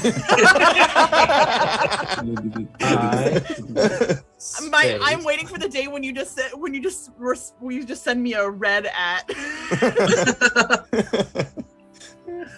But yeah, I relay it that I don't know where she went, but she said she'll be back, and to not be angry. So I don't think I think she's okay. I just think she's got something she needs to take care of. If you decide to contact the underground, the Temple of Mast will probably be the best place to contact the Sacred Face They have a whole temple. in the Ash District. Oh, jeez. If as for the Smiling Man, I'm not sure how to contact them, although rumors are that Goldfeather Bank has frequent dealings with them. We are aware of that place.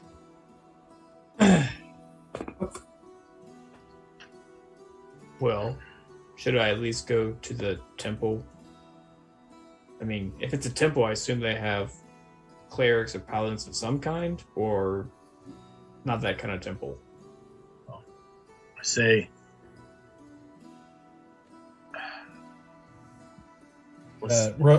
Octo says, they do indeed have clerics, but not the sort of clerics you're probably familiar with.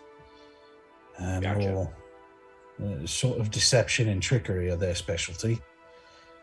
Gotcha. So not very helpful in a battle. It depends. They're not necessarily useless, but it's a sacred face you want to talk to. They might have resources or things that might be useful.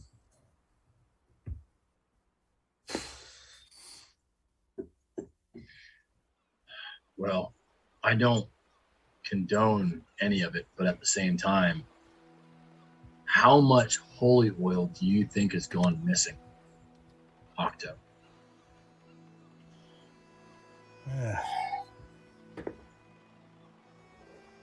Quite a bit, honestly. It's been happening throughout Creandria for some time now.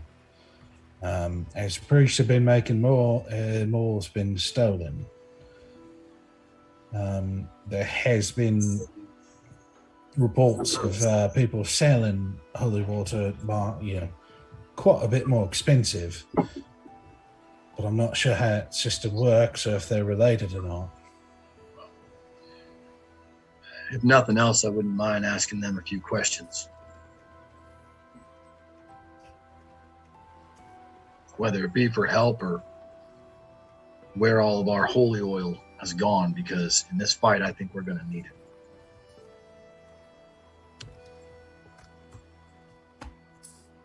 So, but to be honest, it's a place I would rather go with a Sora.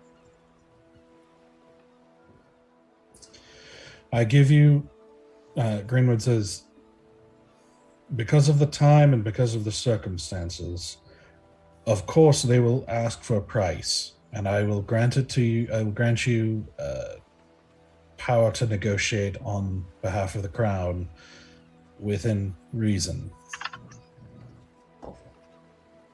But of course, we will be willing to negotiate some price for their service if they offer meaningful service. Understood. Well, who all wants to go? Bear, you brought it up. No, yeah, I will go with you. I do have a question, Lord Greenwood. This is a particular sun elf who works at the To Wear a Dragon. I believe he would be best for the front end in this situation. You would ask to recruit him. I was not under the impression that he was one for combat. I mean, he has those. He knows a lot about those weapons. We could, lease those out for a little bit. As to fight this battle. This is not going to be any good if he sits there in the room. I will inquire as to whether he has combat experience or not, but I won't put a shopkeep without combat experience on the field.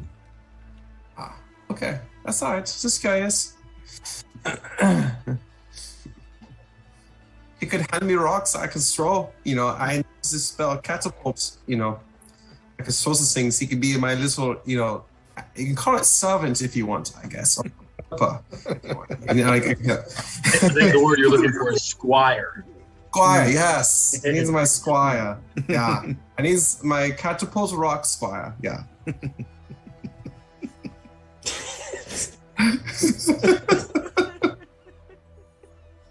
So,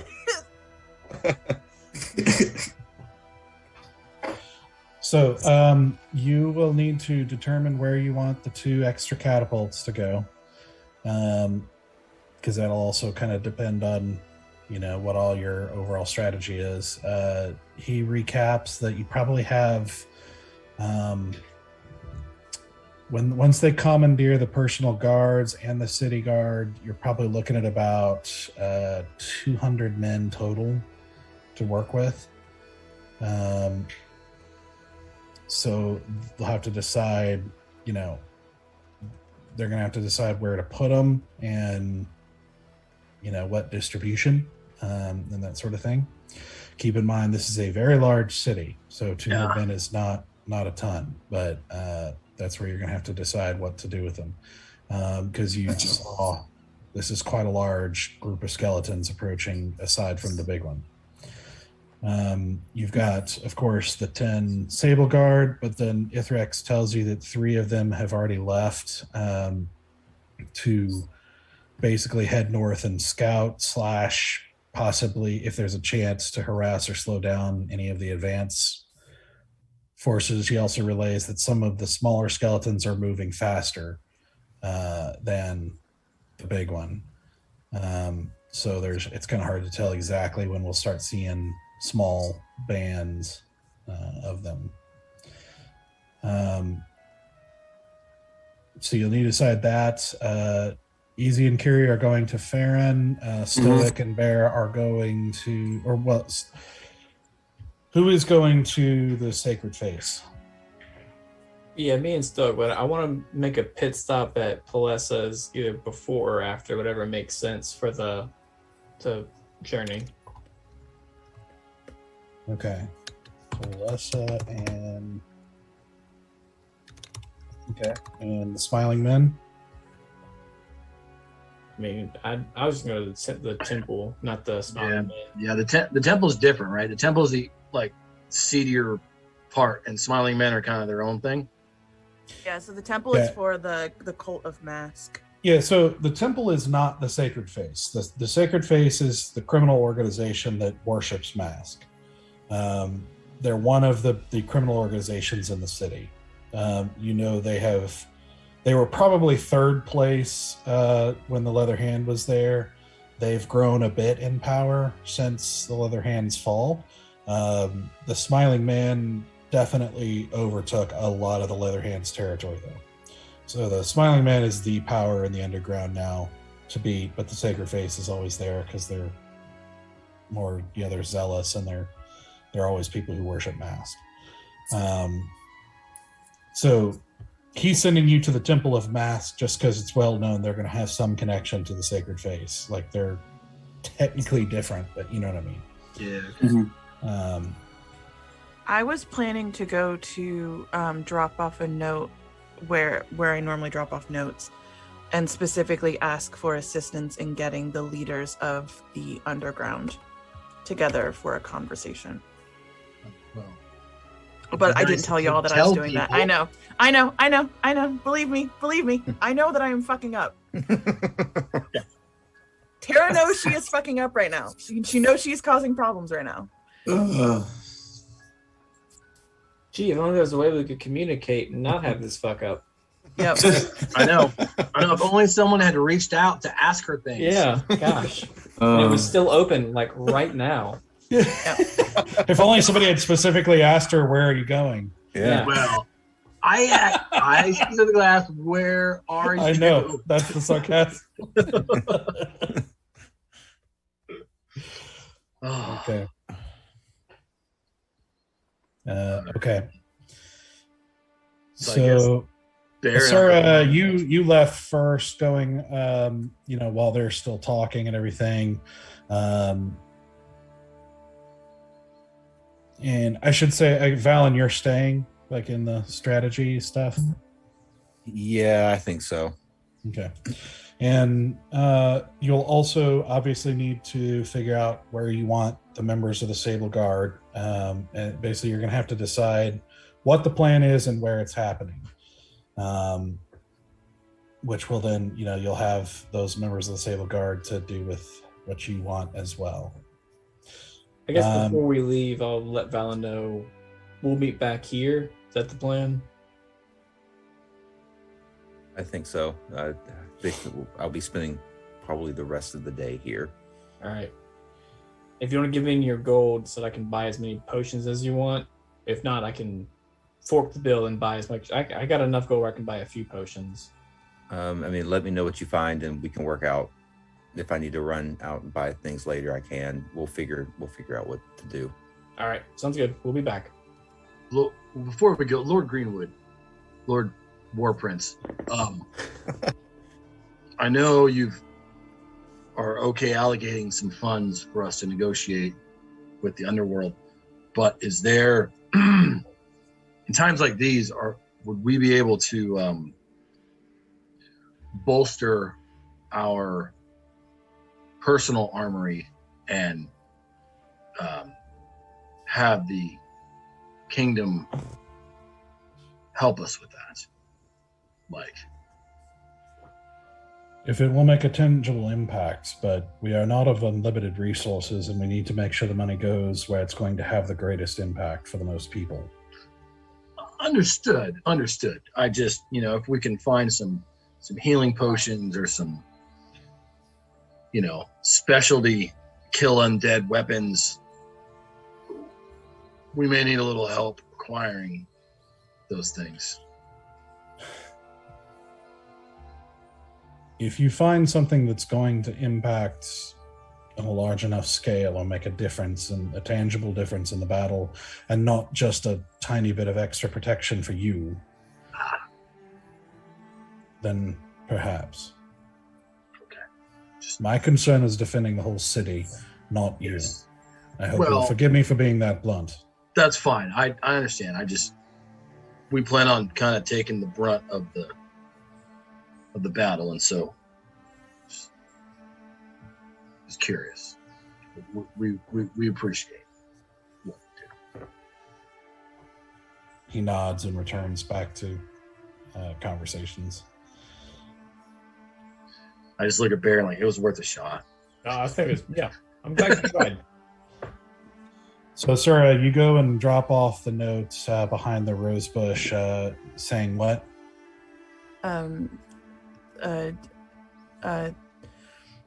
This is dire. I need to speak with all the heads of the underground.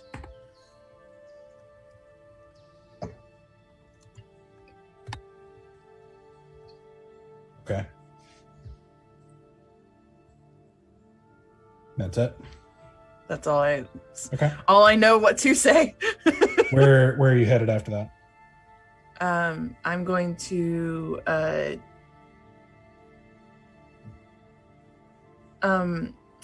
do I happen to know where any of the nightshades, do I happen to know where any of them live in the Leaf District? Not personally. You could ask around and try to find them if you want.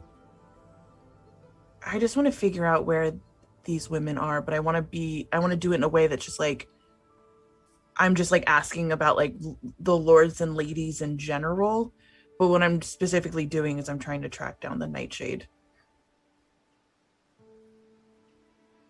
Okay.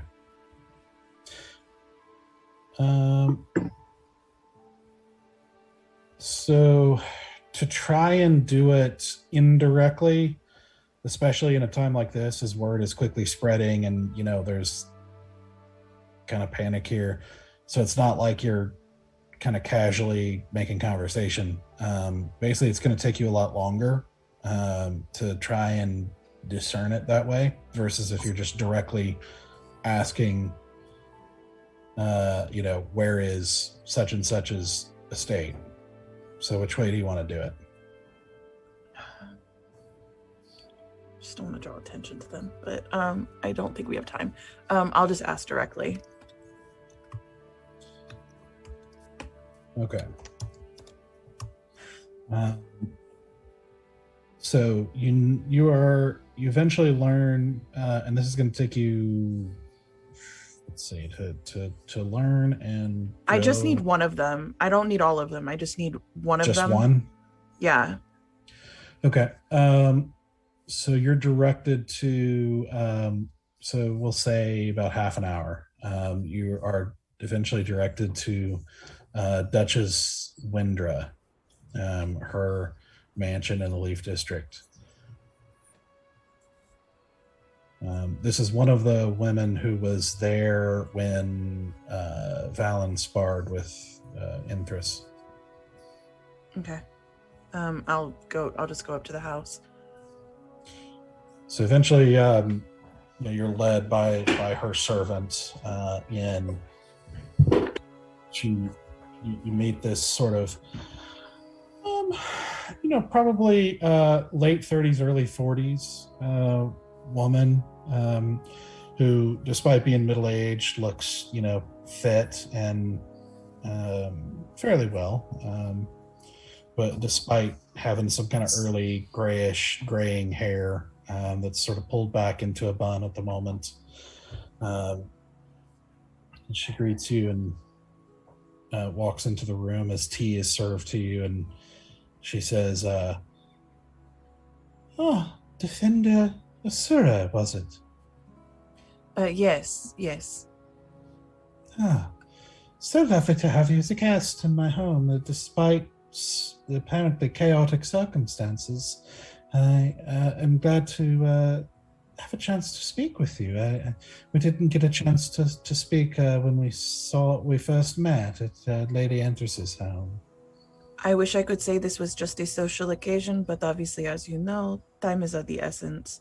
I am going around checking to make sure that everyone is safe and that you are, I don't know, doing what needs to be done to protect the city. I don't really know how to phrase that any more eloquently. Just to know that those with means to fight against tyranny are doing all they can to fight against tyranny. Well, I appreciate you checking in on me and my safety, but I'm afraid none of us are safe, if I understand correctly. Do I know if she gets picking up what I'm putting down, or if she just roll an insight check? If she just genuinely doesn't catch what I'm saying? Well, that's a 3, so. Well, I mean, you're not really sure. She's not indicating that she is, but you Is there anyone else around here? There's one of the servants standing by. May I speak freely of things that I know about? Oh,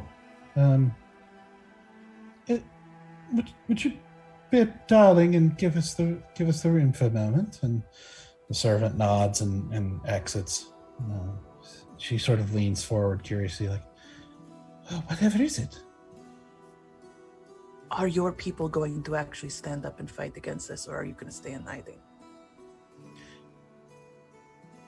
Well, Lord Greenwood has already commandeered my personal guard. That's not what I'm talking about. Which I happily give it. What? That's not what I'm talking about. You know what I am talking about. The evening activities.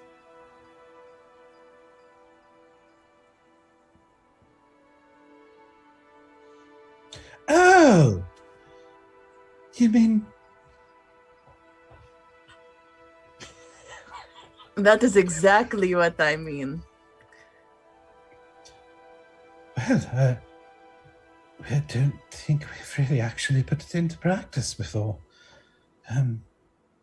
Fighting skeletons, that would be quite a... Well, and you want us to fight with you? I was only asking if you are capable of it. I'm not going to make that decision for you. You are an adult. I'm more saying, is that something you and your comrades would want to do? Oh. More so, I put this under a very specific header that your most valuable comrade, who is currently, I don't know where, would have been not your best comrade, had they been at their home last night when the individuals of dubious nature came to the house. Dubious nature? Who are we speaking of? I wish more than anything you spoke a language that I could understand and that we could speak together, because I am too afraid to say any words that could in any way at all send crazy shadow assassins to your house to murder you. Assassins?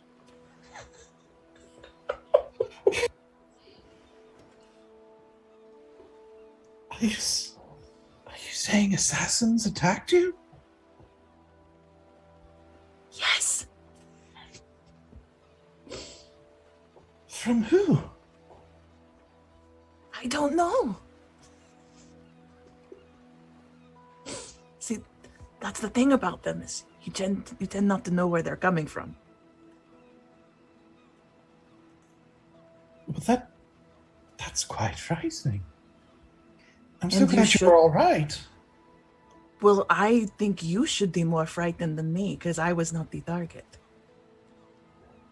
You say they want to kill me. I have no idea if they even know who you are. I'm just saying that they went after your person. One of my servants.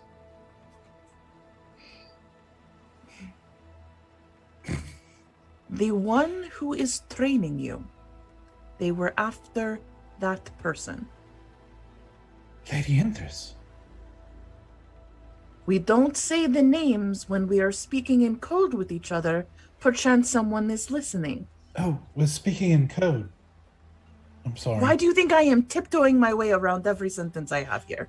Well, I wasn't sure. It was quite an odd speech pattern, but I just wanted to play along. Honestly, if I led them to you, that is on me. What did I expect? I say that in infernal to myself.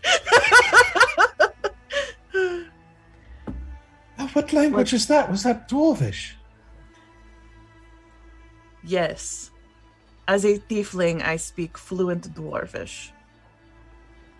Wow, that's quite impressive. Maybe you can teach me sometime. I would love to. I will teach you one word right now, and I want you to memorize this word. It is the most valuable word you will ever know in your life. And in Infernal, I teach her fuck. I don't think right now is the time if I'm going to be assassinated. I don't know what your imminent demise is going to be here. That is not the conversation I'm having. I'm saying that you, the only person that I have spoken to from your group, need to get your act together and basically tell your friends to be on the lookout for creepy shadowy assassins, on top of the fact that our entire city is potentially going to get smashed by a giant. Oh. Yes, you have 2 wars that you need to be aware of right now. Oh my. And is it the assassins or the skeletons that are the tyranny that you want us to rise against? Yes. The answer is yes. The answer is always just yes. Because apparently that is my lot in life, to just say yes, sure, why not? Yes, of course. Yes, I will be defender of your realm. Yes, I will go after a giant dragon that I did not know about. Yes, I will deal with the absolute constant drivel that is the humankind. Of course I will do this. Oh, good. Well, thank you. Thank you for the tea. It was so wonderful to sit down and have a one-on-one conversation to you. To recap our conversation, you and your friends need to figure out if you're going to help in the immediate need of the city right now. Again, your decision. And 2, that you need to be very, very aware of your surroundings for the next while. I always try to be very aware. You are so observant, it is startling. I don't think that's true, but thank you. Hmm. That's what do you need us to do?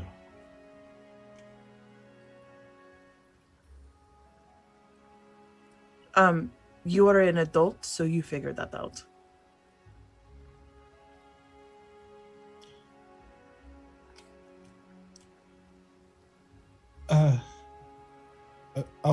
All right. I'm here to provide you information so that you, as an individual and as a member of not only your group of friends and also a member of this city, can determine what is best for yourself. Because I don't know if you've noticed, I'm not from here. Well, I imagined. So we don't have too many tieflings here. No, you really don't. It's quite a shame. I've met one or two of them. They've always been quite lovely. Well, I'm glad the one or two of us that you have met have been lovely. Yeah, me too. I would have hated to, if they were poor company. Mm-hmm. Well,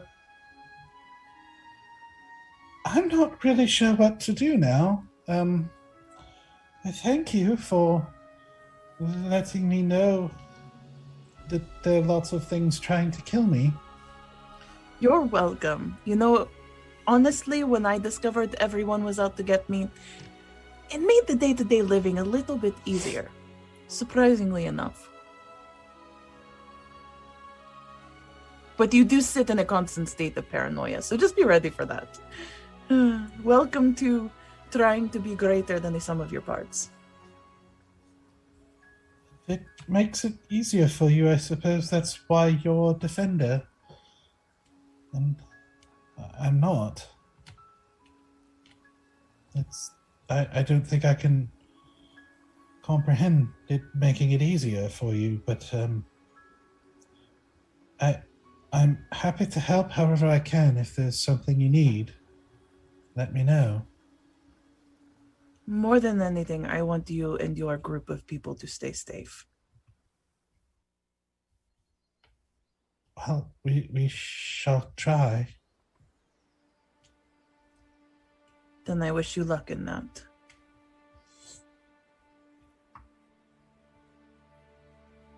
Thank you. Mm-hmm.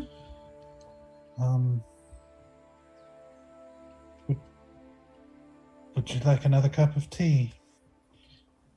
Surprisingly, no. I do love a cup of tea.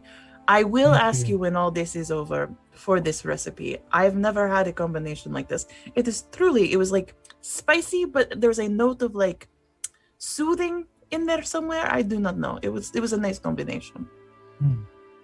It is quite good. I have no idea what it is. No, I will talk to your person who makes your food.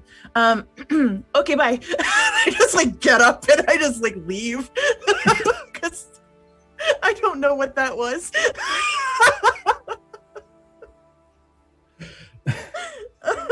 All right. Yep. That happened. That's what happens when we talk to people. Uh-huh. Yeah, pretty much. Yeah. We try to be so kind. Like, I mean, Tara did a good job. She was very charismatic.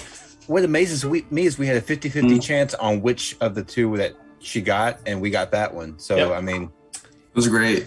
you know. I'm gonna go back to the bush and see if I've gotten any follow up on that yet.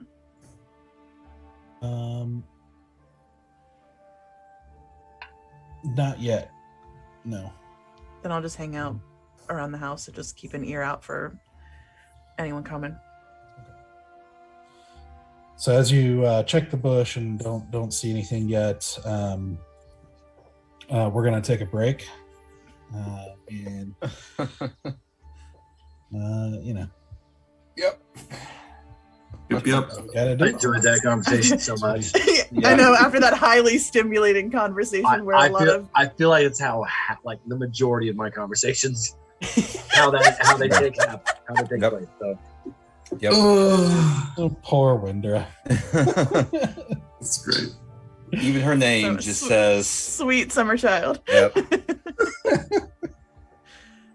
Now scared to death. Listen, I know how to really truly traumatize strangers. I'm very good at that. I'm like, would you like to hear a horror that you have to live with for the rest of your life? Yeah. Here you go. Bye. Okay, bye. Have fun storming the castle. Pretty much. All right, so we'll take just about a 10-minute break, and then we'll be right back to continue on seeing how we defend the city here. We'll be back. All right, welcome back to the Everwind Chronicles and the planning of the defense of the city. So,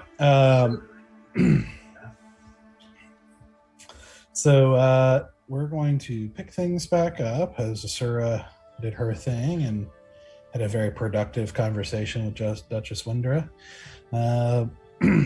We're going to pick things back up with Easy and Kiri. As you guys make your way down into the Ash District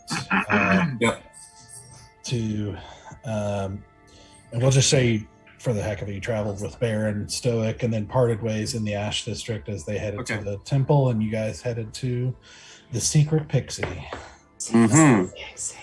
Where you make your way, eventually finding the storefront again, where the sign at this point now is hanging from like kind of at a crooked angle from one hook, and just kind of faded and hasn't been repaired yet. As you enter the shop, once again, you're bombarded with just the chaos of random items and trinkets, and some of it antiques, or some of it like kind of seemingly useful, some of it completely useless almost. Just totally disorganized shelves and just stuff everywhere. As you enter the shop, you and walk toward the back, towards the counter area with Sister Kiri. You see, kind of walking from the back area, the short, kind of old, long, kind of scraggly bearded hunched over form of Farron, who hears you guys come in and just kind of goes, yes, yeah, come in, take a look around, let me know if you need help with something, and I will help you if I can, and if I can't, then I won't. I turn to Sister Kiri and I'll say, would you like me to start the conversation, or do you want to be the one to talk to Safaron, huh? Oh, well, you certainly can if you want. I think I will.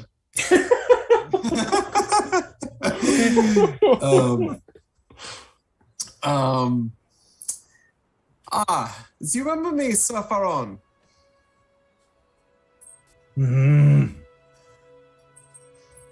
You're not gonna steal anything, are you?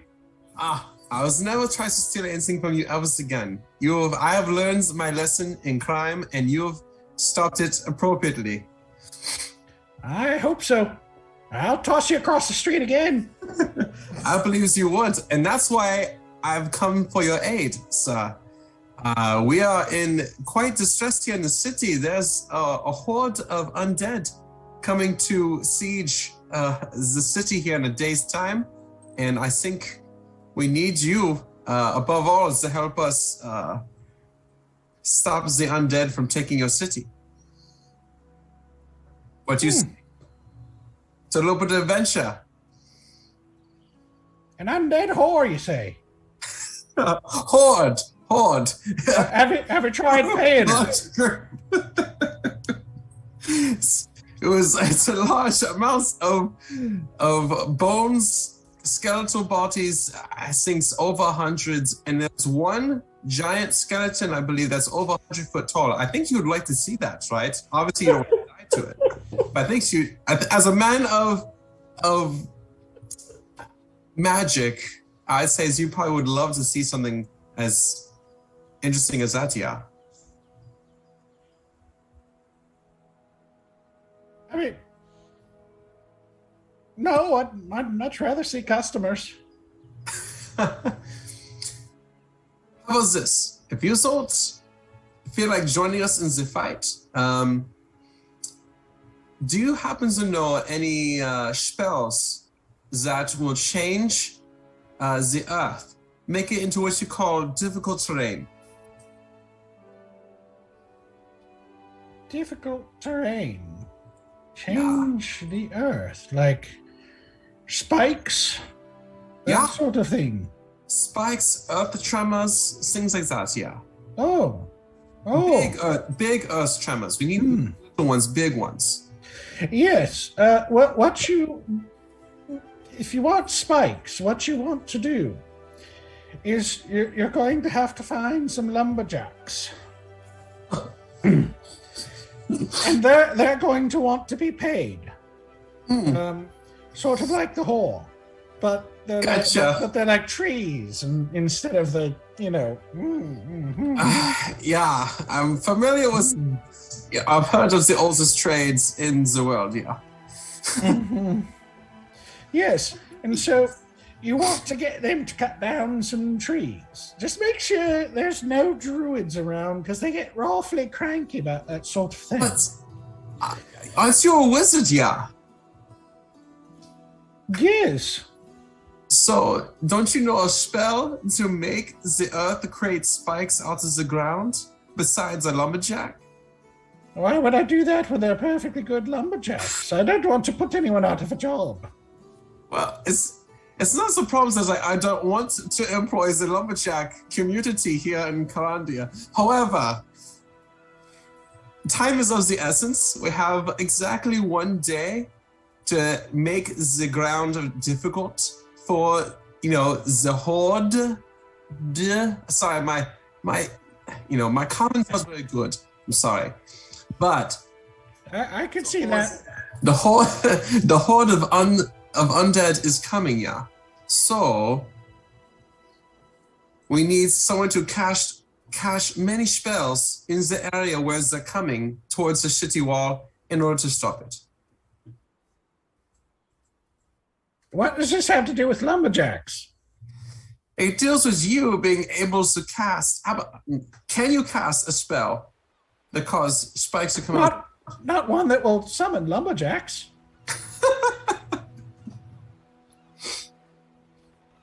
You're a weird one. I turn around to Sister Kiri, and I tap her shoulder. I'm like, it's your turn now. Give it up already? Come on, man. Oh, man. Lumberjacks are tough, man. He's not a lumberjack. I can't do lumberjack conversations. It's tough. That's probably why your whore's upset with you.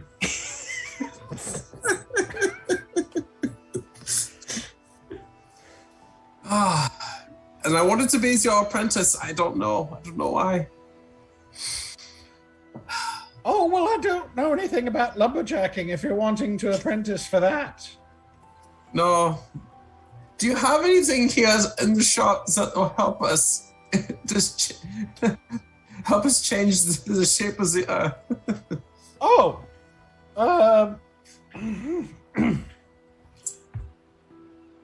Yes. I'm sure I do. Hold on. And he like starts just moving piles of stuff and like getting back behind the counter, and then he goes around the counter and into one of the shelves and starts kind of climbs up one of the shelves and kind of moves some stuff, and he's like, no. And then he eventually he's like, and he finally just drops back down from the shelf and holds out basically a little hand spade that's partially rusted. Yep. Yep. Yes, this will do it. So unfortunately, like I said since the beginning, we don't have enough time. I need a spell.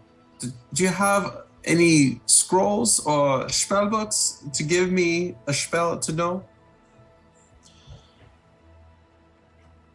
A spell book? Yeah. I don't sell I've those. seen one before. Say again?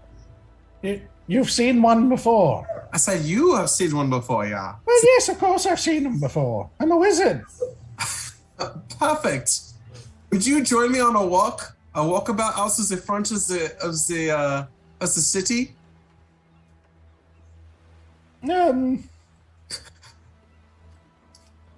Roll a persuasion check with disadvantage. Come on. With disadvantage.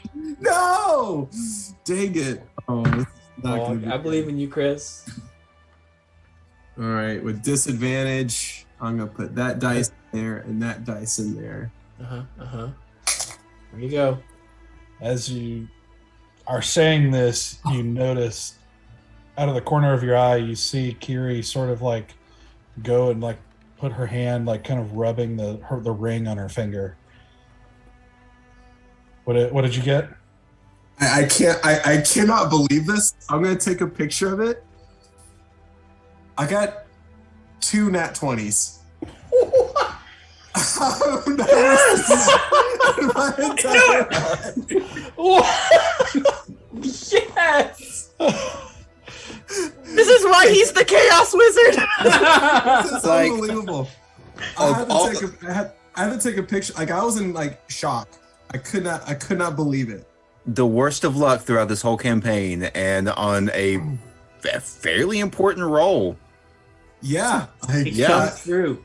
While the priestess of the god Ixie is over there just like Yeah, the timing. it was so good.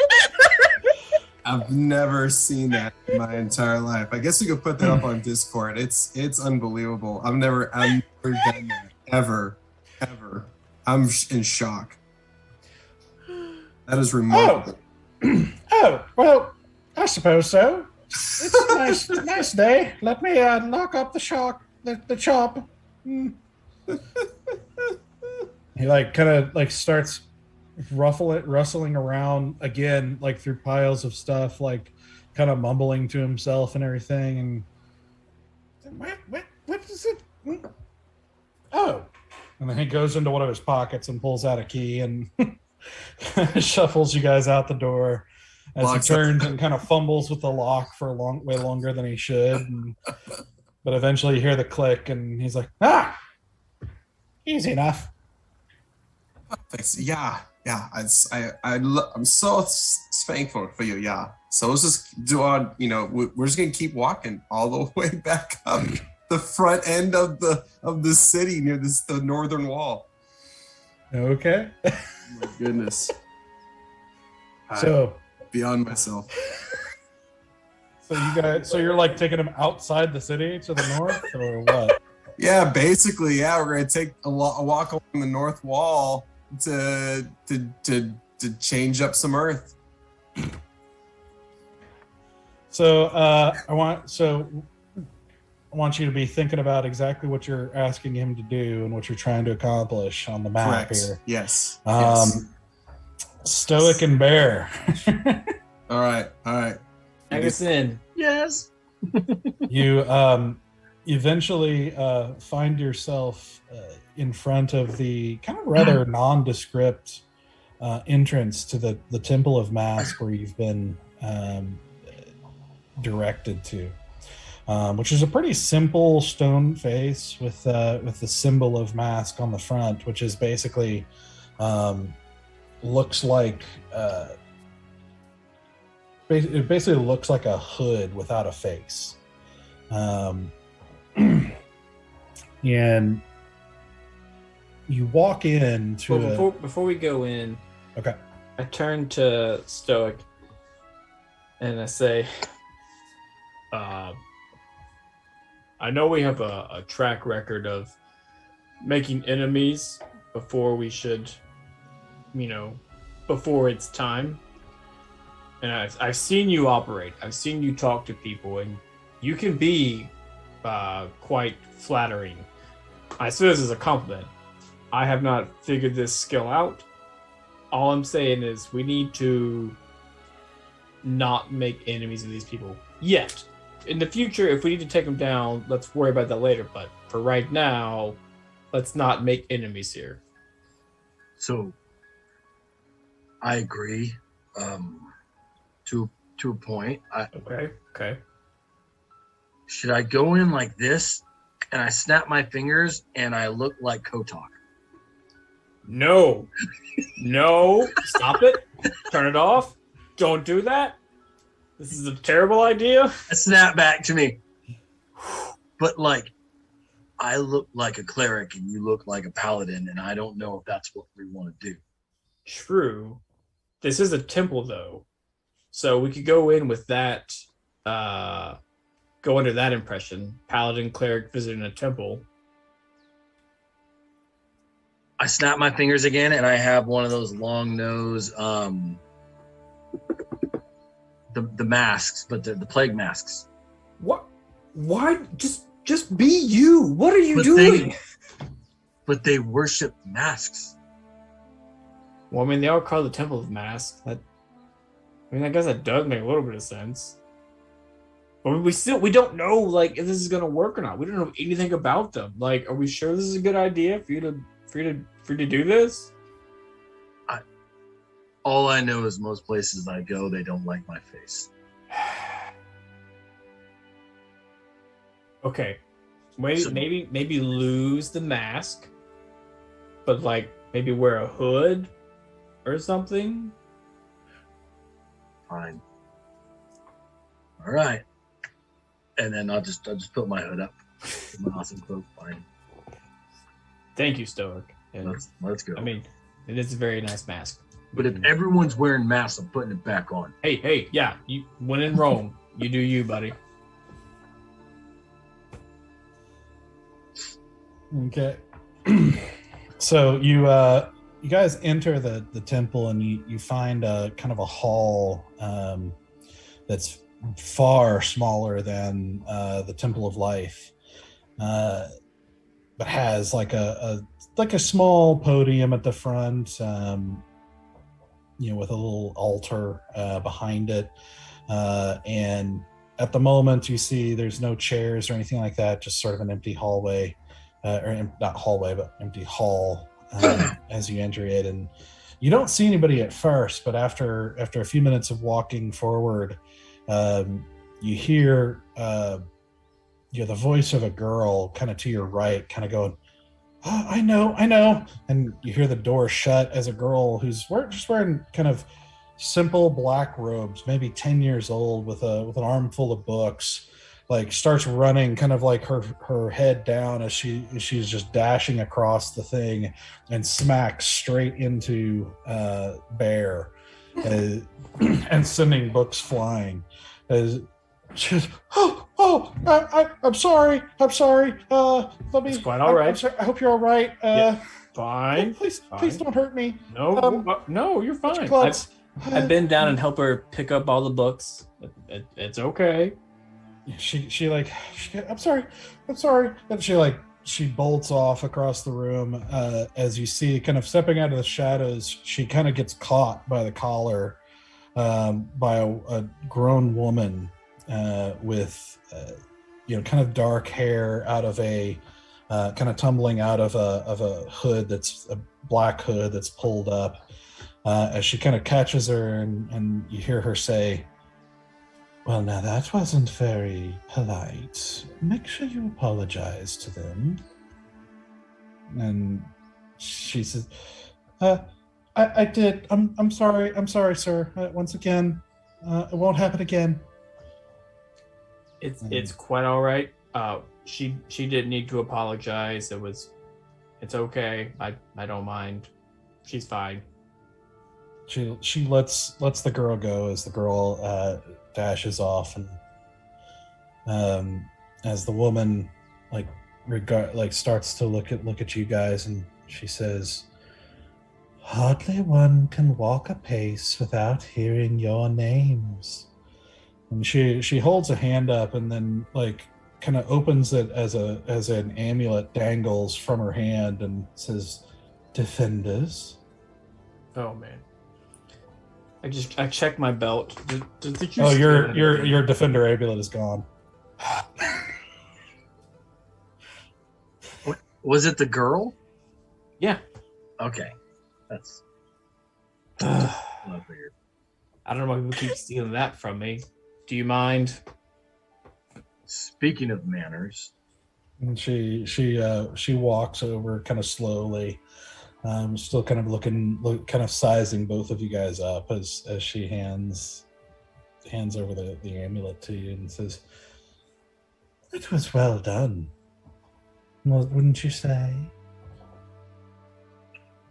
Well, yes. She reminds me of this girl I know.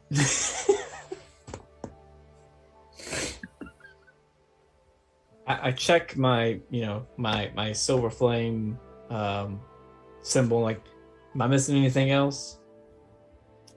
Let's see. Hold on, sorry.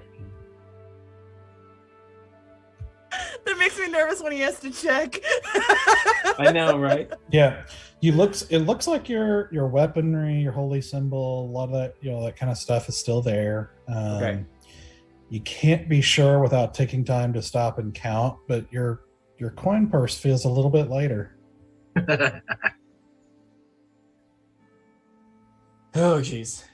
Did I hate to start negotiations off this way, but did she take some of my gold as well?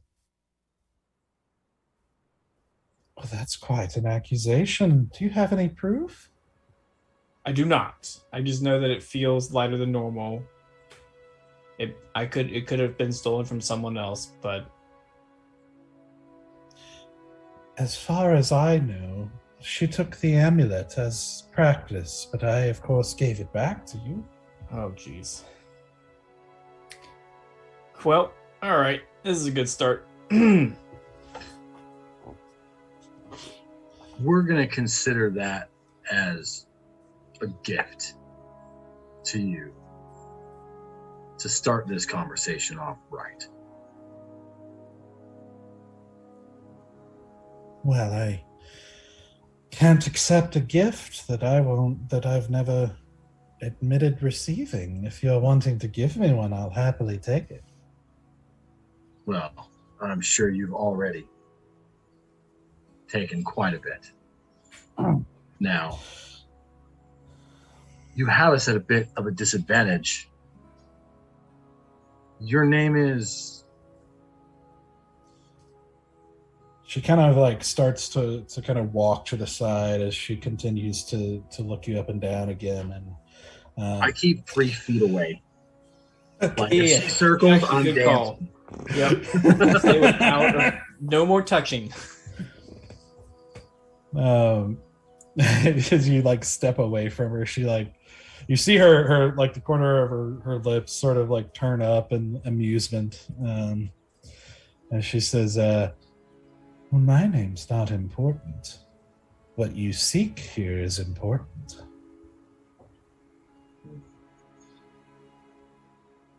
Well,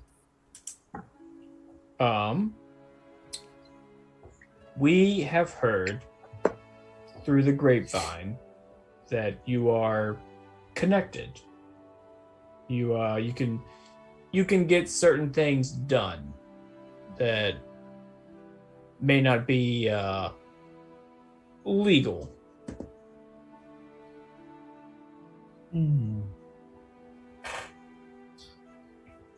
A paladin? That's quite scandalous of you to ask. I'm a paladin. And aren't you a priest? Do you see a holy symbol? Matter of fact, I don't. But, like you said, who we are and who you are doesn't seem to be important. It's what we want, right? Which is? Which is we want to help you help yourself. I'm listening. This city is soon to be in dire straits, and we assume even people of your nature don't appreciate their home being destroyed.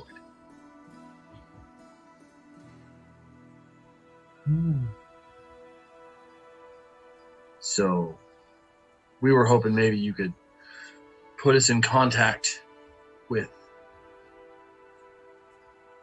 whoever may be unofficially in charge of the city, with maybe a little more ability than swiping amulets with the use of children.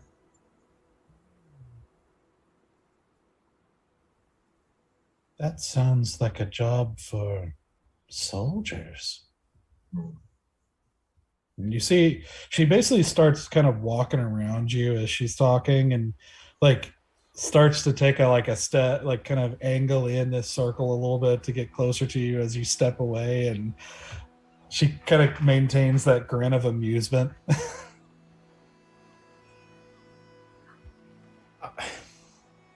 I don't mean to be rude here. This is our first time meeting each other. I understand that, but we don't have a lot of time, and unfortunately, the city may be in great peril. So I hear. We need soldiers, as you have said. We have been sent to talk about possibly getting your help. We can talk about payment if you would like, but if you're not interested, then we need to leave and be on our way. I see. Soldiers is all you're looking for?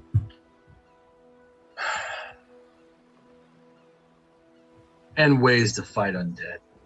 We know there's been a lot of holy oil that's come up missing as of late. And we thought you might have some ideas of where it might have went.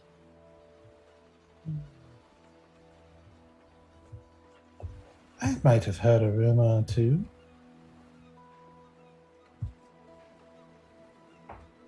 Yeah, well, would you care to indulge in telling us? Oh yes, let me just come right out and tell you exactly where the thing you seek the most is. That's how negotiation goes. Well, to be honest with you, just name a price, because as you've been sizing us up, we've been sizing you up, and I'm not quite sure you're the one we need to be talking to. If you were, I wouldn't be doing my job.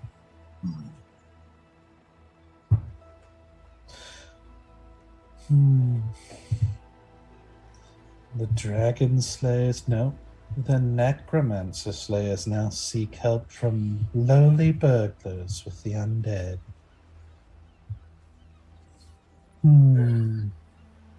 If I could help you with this, these rumors, if I did know something of where this, these stolen goods may or may not be located, I might be willing to part with that information, but, well, I don't think I would want money. Okay. What is it you would like then? I've been told that they've appointed a war prince. Is that correct? I do not feel comfortable telling you what's going on at the castle. Well, that's not exactly secret knowledge. Well, then why'd you ask? Because it's not so much the appointing that I'm interested in, but how much influence you have with the appointee. Whether or not we know who's been crowned, We have some influence. I won't say we can make. Our word does not make things happen in this city, but we do have some influence.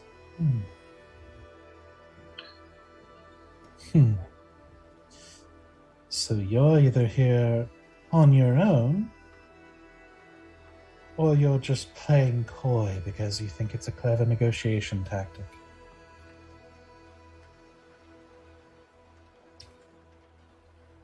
As I said, we are here to get soldiers. If you're going to play games with us, we can move on and go get other help. We're not here to... whatever. We're here to get help for the city. That's all I care about. Oh, darling, all of life is a game. I'm going to slowly start pulling my mace and just go, we don't have time for you. Either make your requests or don't. Then we'll decide if we'll fulfill it. So let's just say we have the power currently to do whatever needs to be done.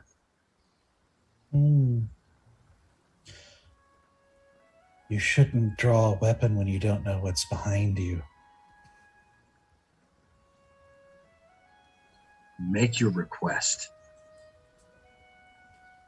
And I don't break eye contact with her.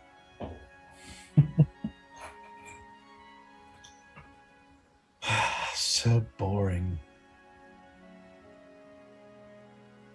All right.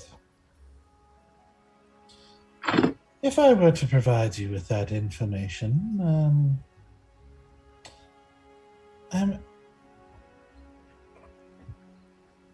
let's just say this. War is chaos. And chaos opens far more doors than any lockpick. In the midst of war, there's much gain to be had if you know where to look. But if there were enterprising individuals wanting to take advantage of that chaos and, well, if guards found them, well, I would expect that anyone who was part of such generosity of information that helped with the defense of the city, that they would be released with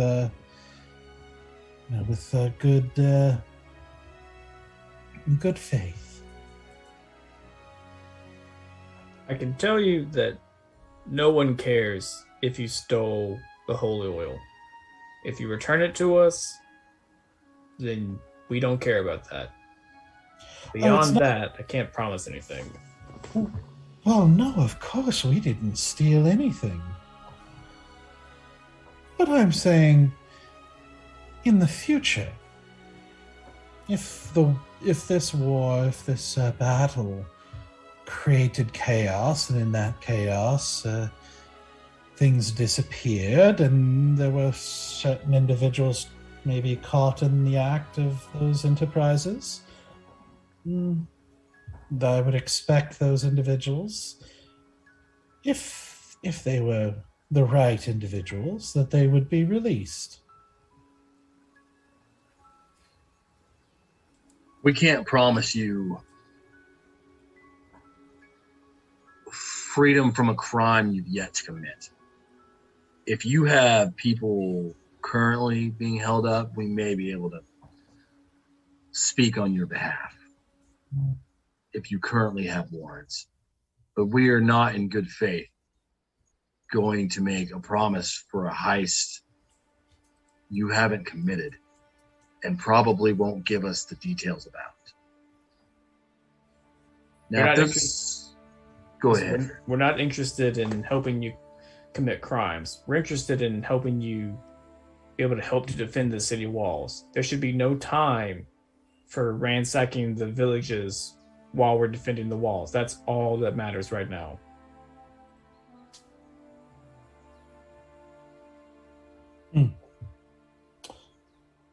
Well, as I've been walking here and talking with you, I've just been racking my brain trying to remember what rumors I heard about that That holy oil, I mean, I understand it was quite a bit. I want to say around 100 gallons. But I just can't seem to remember what was said about that. I'm so sorry. My memory is terrible. And if we had a buyer lined up for that 100 gallons? I'm sorry. It's just it's a shame. I just don't know. I just don't know anything about it. Let's see. Think of it this way. I'll offer one more position for you. If you were to give us, or if you know anything about the whole oil, you know who took it, and we were to track it down.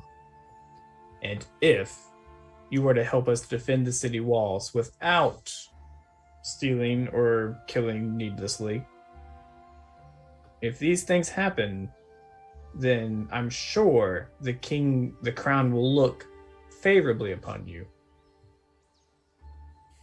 You might have a voice on the council. Oh yes, I can certainly see it now, me strutting amongst those pretty feathered nobles and just having dinner parties and wearing ball gowns and feasting on the richest of foods, and all on the word of these nobles and looking favorably on me. Yes, I believe you. I just turned to Stug. This is a waste of time. Let's get out of here. Almost.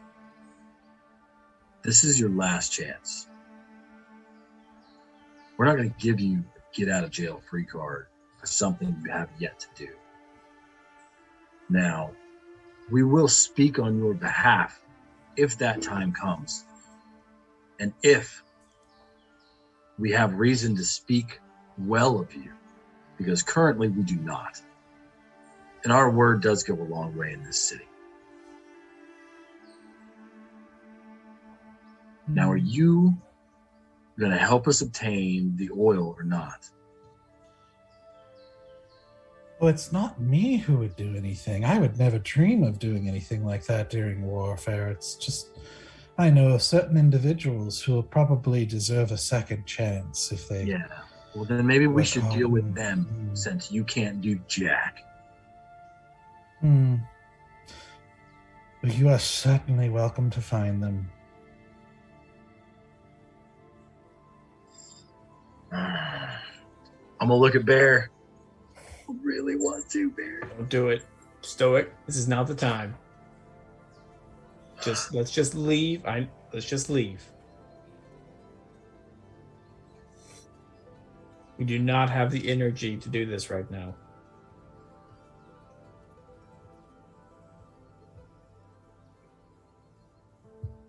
Fine. If you change your mind, because we are willing to pay, just not in favors, not to you. Oh, I wish I could help you. I'm sure you do. Perhaps if you change your mind and I have sufficient motivation, I'll spend some more time racking my brains. But as it stands, I just have so many other things to think about. I mean, we are about to be under attack, you know. Yeah. Well, that just means no one will know you're missing.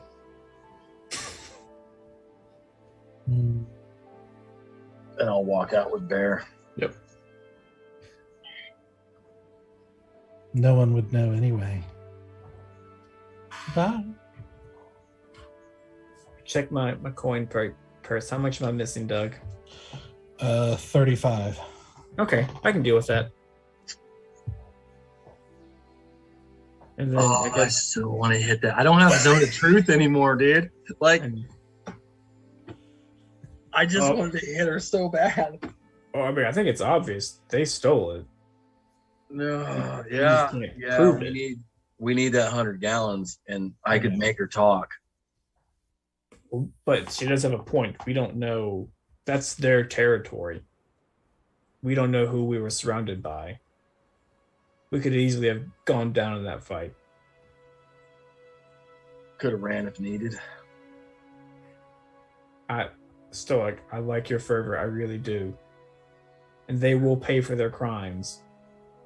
But we have a day to get ready. We can't be fighting them and preparing for the city. I agree, but that holy water could be the difference between failure and victory. And I know. she's right there. I know. We can't do this alone, though. If you want to go back to the council, maybe get some guards to come with us, She possibly. won't be here by the time we get back. Well, then it's lost. The two of us, you are a very strong person. You could take on many men, but we don't know how many they're dealing with in there. We can't go down right now.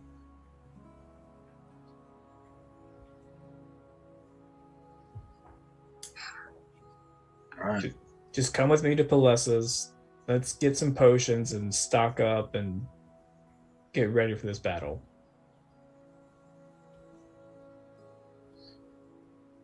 All right. All right. Thank you.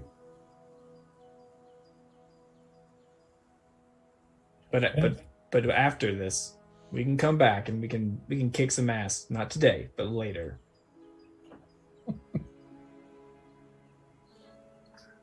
Okay. I'm putting that one in my book. I am putting her face to memory. I am like, I may not have her name, but I will find her. You can certainly try. Okay. At Palessa's, if that's all you're doing, she only was able to make one more. In the I'm day. looking for other potions. Like, does she okay. have like strength or invisibility or I don't know what, like haste? If that's available, that'd be great too. Let me see.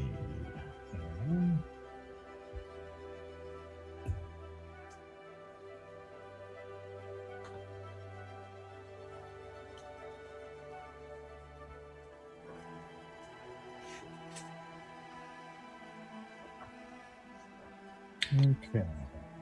Let's see.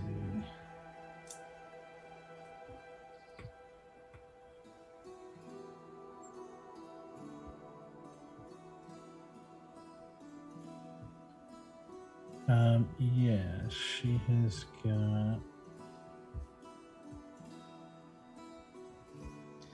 Come on.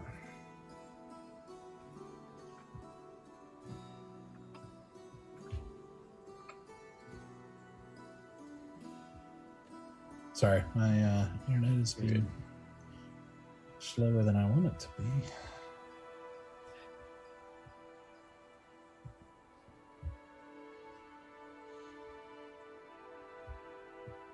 Okay.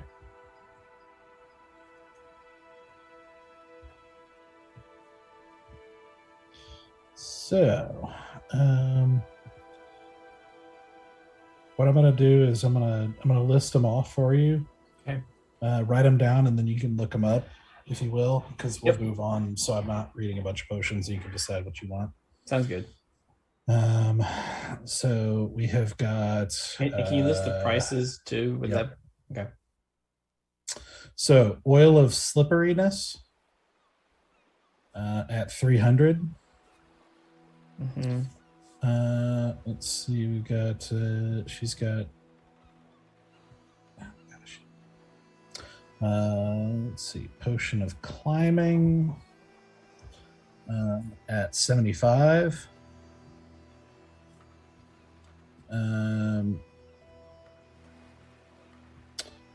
Potion of growth Oh, okay. That one is 250. No, sorry, 300. She's got one potion of healing, which is 50.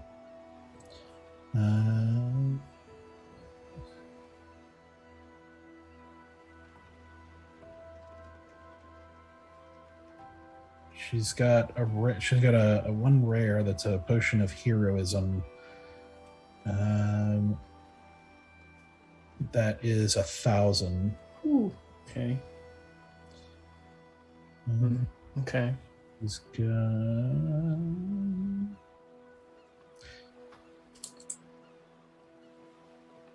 And she did manage to find a potion of resistance for necrotic. That she will, for that specifically, she will discount to 200 for you. Perfect.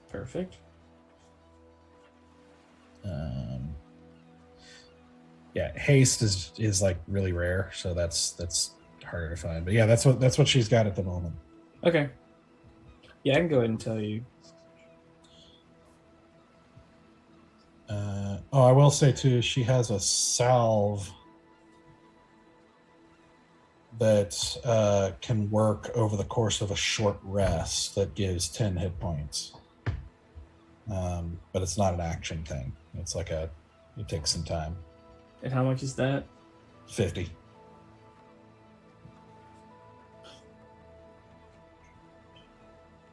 Hold on, I can almost tell you.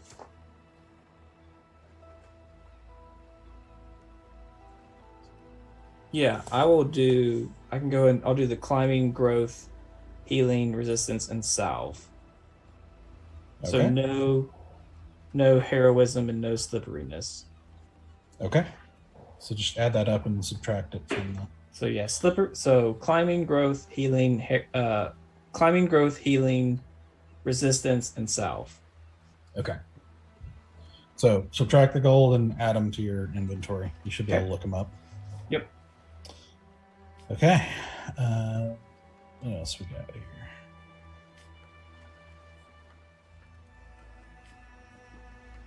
So that's going to take, so making your way down there, having the conversations going there. We'll say that's 2 hours. Make your way back after that. So that's going to put you around 1 o'clock, give or take.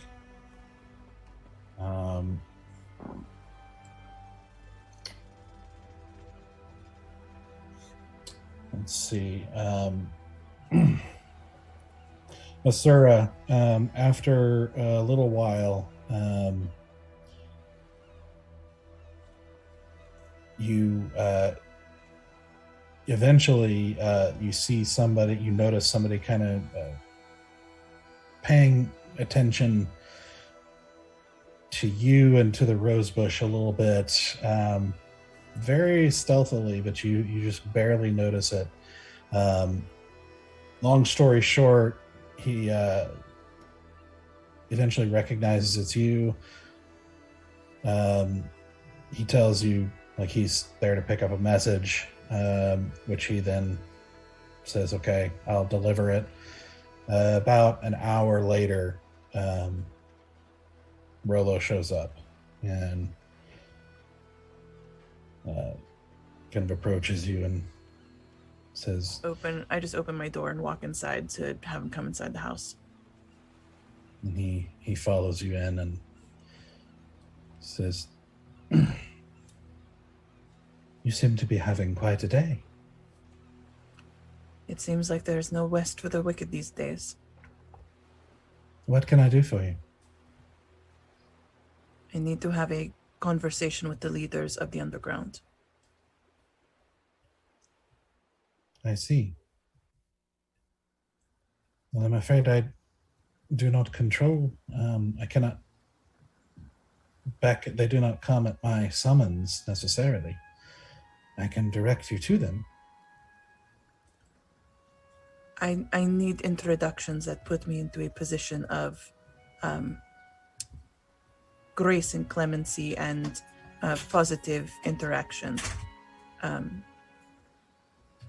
I do not know the players as well as perhaps you know them, so I need any information I can before I walk into that space to know who I am talking to and what angle I need to approach them with. I am under the impression that the Smiling Men already know who you are. Yes, but I don't know them. And frankly, they make me very uncomfortable. I see. But I cannot walk into that room showing my fear.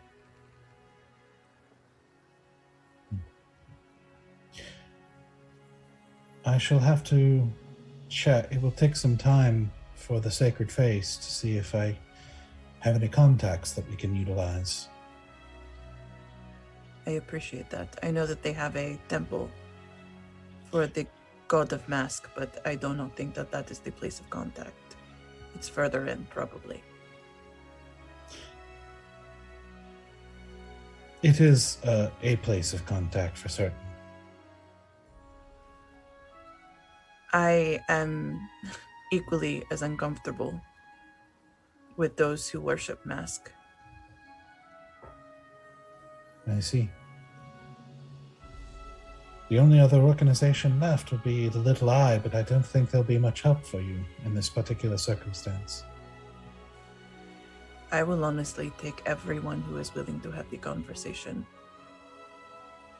So if any of the Little Eye want to be there too, it is an opportunity for them to grow. If you needed help with burglary or simple thievery, or perhaps spreading rumors or something of that nature, the Little Eye might be valuable, but I don't think for anything combat related they will be good for you.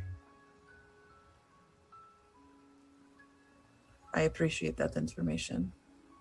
Perhaps then not now, but they will be useful, especially if they are good at spreading information and disinformation.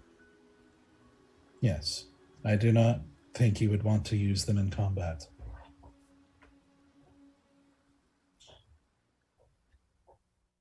As I said, it will take some time to see if I can come with, if we have a contact for the Sacred Face. Where can I find you? Currently, I've been held up at the castle, but I don't know if that is the best place for us to meet. Is there a better meeting place for us?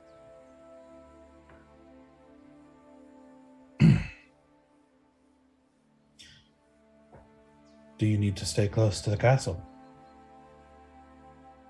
I know that I am a face of this movement, and I need to be visible, which I do not much care for, but I understand what my power is right now. I see. Below the kitchens in the castle, there's a wine cellar. What time should I meet you there? I or someone from me. As for the Smiling Men, because they know who you are, I do not think any introduction would make a difference. Perhaps not, but any goodwill I can salvage at this point will be beneficial.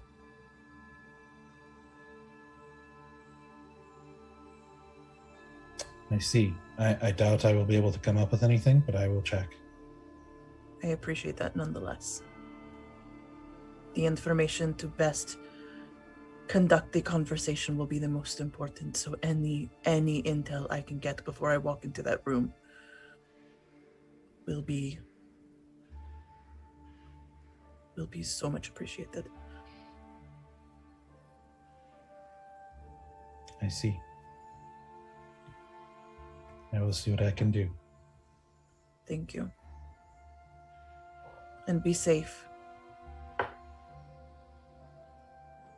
I shall, but I shall not be putting myself directly in harm's way. You should be safe.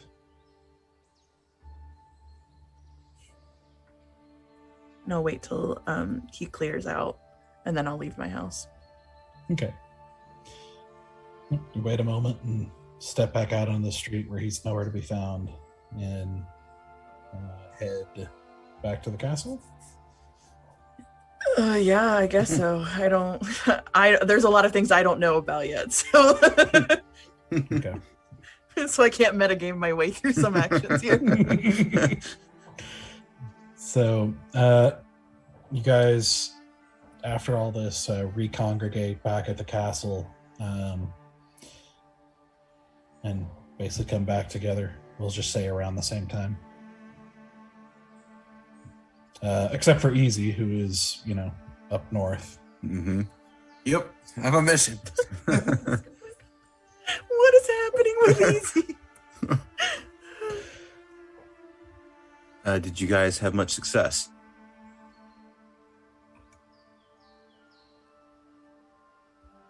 You're muted, Stoic. We know there's 100 gallons of holy oil somewhere in the city being held by ne'er-do-wells. Upon entering the temple, they stole my defender's amulet and about 35 gold. So not in any rush to go back there. Which temple? The mask temple. And I just want to say it's a dumb name. Nobody was wearing a mask.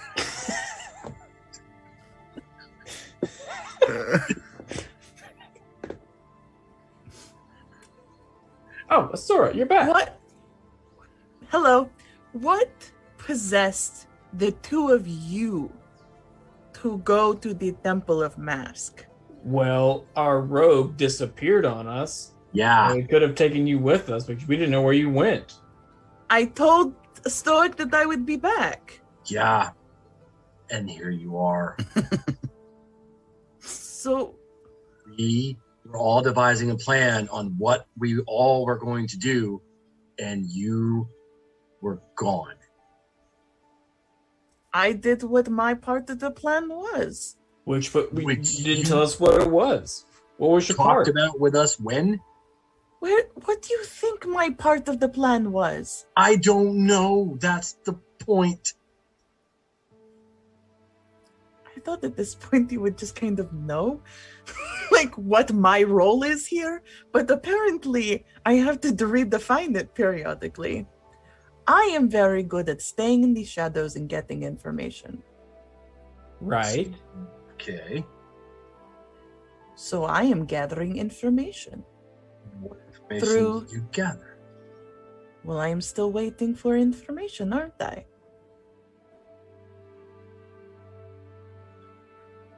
I mean, we may have not got the oil, but at least we know it exists. Is there how I feel like I have so many questions and I feel like I don't want to hear them because they're going to make me angry. But I am guessing based on our history together that the two of you, the most straight-laced and law-abiding citizens I have ever had the chance to know, went to a place that is known for thievery, corruption, and assassination, and you decided to strong-arm your law way through it. Am I on the right path here? What the hell is wrong with you? You just What is wrong with- abandoned us, and then you all of a sudden turn to be this sarcastic asshole towards us?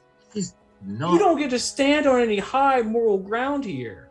she's not wrong, though, Bear. Hey, shut up. This is not the time. It may have resembled that. Our And- interactions. You left with less than what you walked in with. But no, Bear no. did. I stayed away. I didn't let them get near me. I know. I've seen you. Sure, no, I know literally he walked away with less than when he walked in with, but you also walked away with less than when you walked in with, which means any credibility, any ability to actually persuade and or get the conversation going that was advantageous to you. So you lost all upper hand in any future interactions, and all you Stop. gained was Stop. knowledge you already had. Look, What? I'm tired of you going on this thing where you're the idiots, you know what you're doing. Oh, I'm gonna sneak off into the shadows and do whatever I want to do, and then when I come back, I make you guys feel like idiots. If you had told us where you were going, we would have been like, okay, fine, no problem. We could have used your help back there, but we didn't know where you were. I'm just if you're gonna go off do your own thing and then come back, don't make us feel like idiots for trying to do what we can to defend this city. We I'm are not doing what we trying- can here. I'm not trying to make you feel like idiots. I apologize if that is what I have done here. What I am telling you is each of us is very good at something, and what the True. two of you decided to do was something that you are not good at. We're aware, which is why we wanted you to help us. So then why didn't you wait for me to come back? We sent you a message, And I and you said, were just I as will cryptic be as back. always. I'm just saying, you Did you- don't have a did you moral talk- high ground on this point. Did you talk to your paladin friends? They already know. I'm trying to find Orjax, my friend. I don't know where he is, and Anselin So you- is not my friend. So in the time that you had, you decided to go to a place where you had no business being, as opposed to going to a place where you know there is somebody waiting Can we for just you. work together and not against each other for once, please? I'm working with you. I'm just confused as to like, what is my role here? You knew your role, and you tried to do it, but we all sat here as a group and decided what we were all going to do, and then we broke off and did it. You weren't part of that group. Because you were all wasting time talking in circles. If you had said that to one of us, would have been like, okay, good point. Let's go do some shit. Because shit needs to be done. You're right. Okay, fine. I fucked up. Is that what you want to hear? You want me to be like, oh, I'm so sorry. I will never do this again. I will never do anything I'm just that is saying, in the I best want the interest of this sarcasm team. to stop. I'm tired of it. You can't do your own thing and then pretend that you're smarter than the rest of us. Then you cannot wield the law as a blade to strike us all down. When have I done that? Everything you said about those people, the Temple of Mask, are who I am and what I do. What? I steal and I kill. So how am I different from them? Because you do it for a noble purpose. I do it for me and my goals. So You- how am I different than them? I'm confused. You do it for a noble purpose. And who defines the nobility here? The higher power. The gods. I do not align to any gods. You may not worship them, but you do the right thing. I do the best thing for me.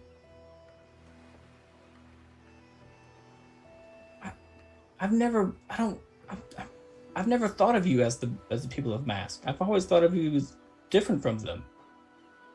And that is the problem, Bear.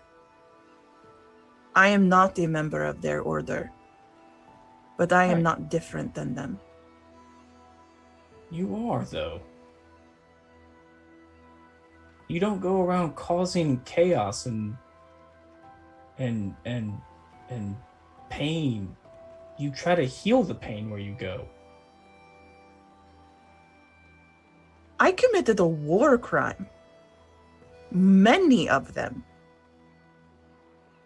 Yeah. That wasn't...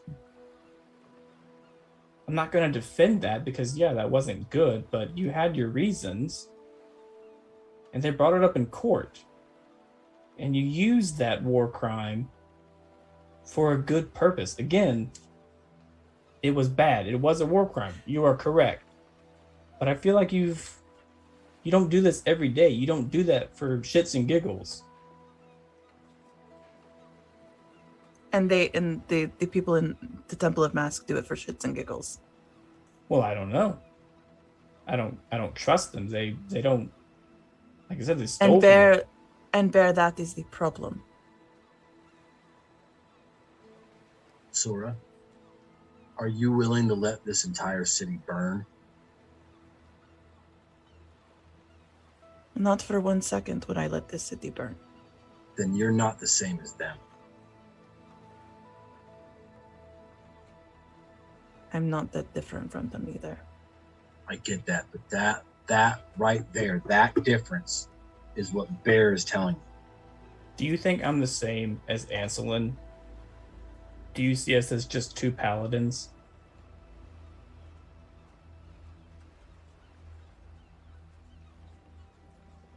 Do you want the answer that makes you feel better, or do you want the truth?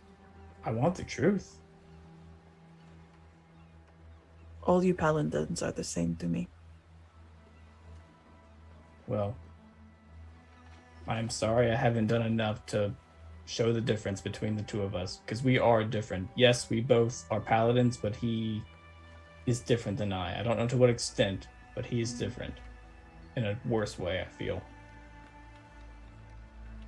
He's just pretty and an asshole. Right. Anyone can be pretty and an asshole. I walk around every day as such. It is a burden I carry.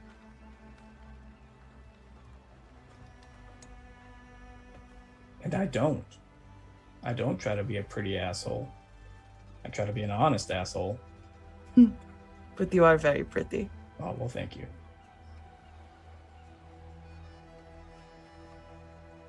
I admit frustration got to me. I just get tired of us coming against each other. I've never been against you, Bear.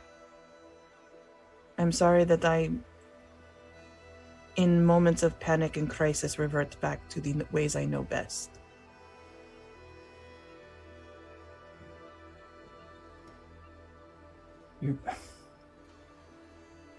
I wish you would believe me when I say you don't have to do this alone. I understand that it's easier said than done to say that. You have lived your whole life one way. I get that. And we've only been friends for a few months now. But you're not alone. We can fight with you, even whatever you're going through. Surprisingly enough, it is not that I think that I can't ask for help. It's that I am trying to protect you all from the burdens of walking outside the laws. I'm trying to protect your do-goodery. Well, you might have a point in that you have mentioned about me and Stoic, our do-goodery makes it difficult to deal with the underground, quote unquote. When I don't want it to be that way. I wish that I could blend in a little better and go where I need to go to do what needs to be done. If that's really what you want, I will take you. But you have... Baby steps, but yeah. But you have to stop judging the situation. What did I do to judge the situation? You assume ill intent when people steal. Okay. There are a million reasons to steal.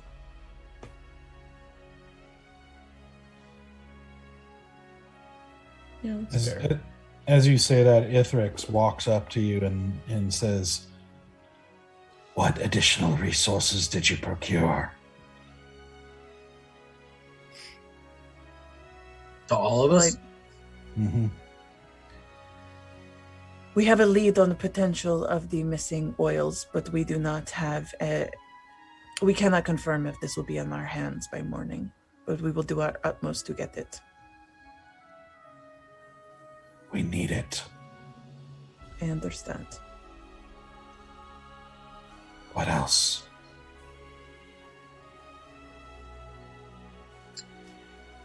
Great, that's kind of it. They're showing the potions. I mean, I did get some potions for me and the Folly, but Not enough to give everyone something.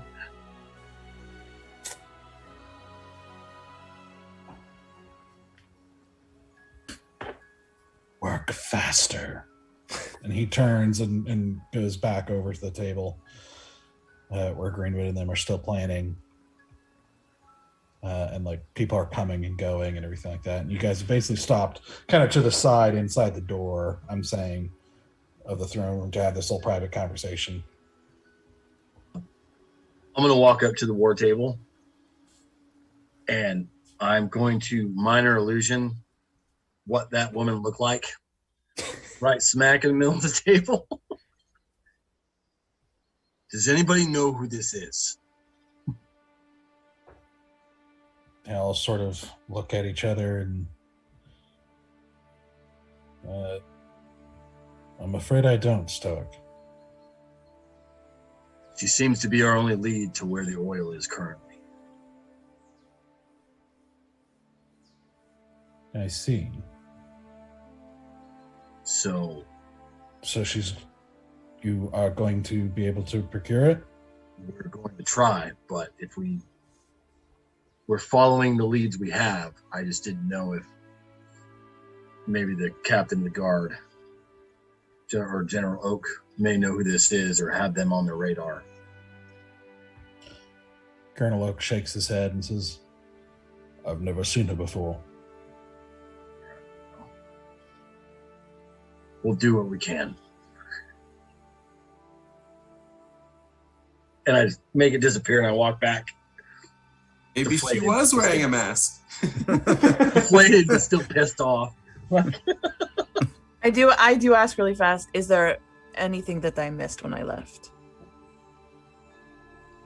Yeah, a whole conversation about what we were all gonna do.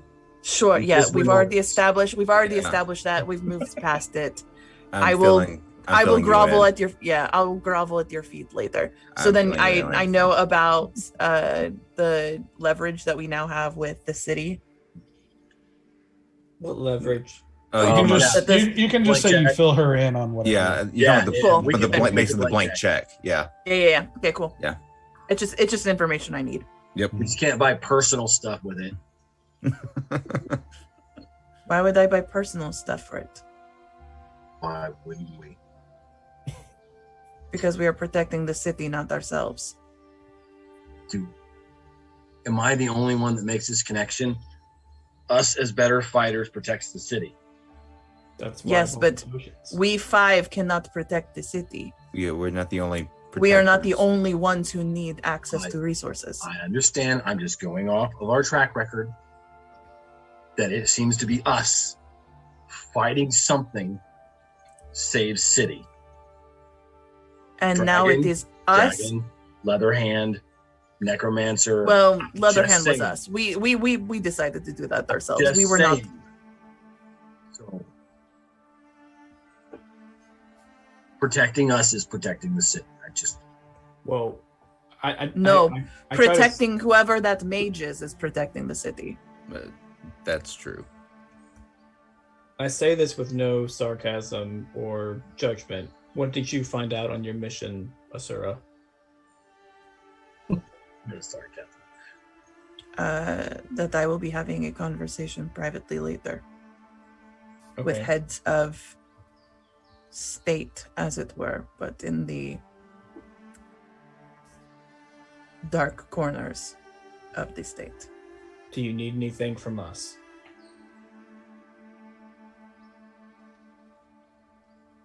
I need a hug.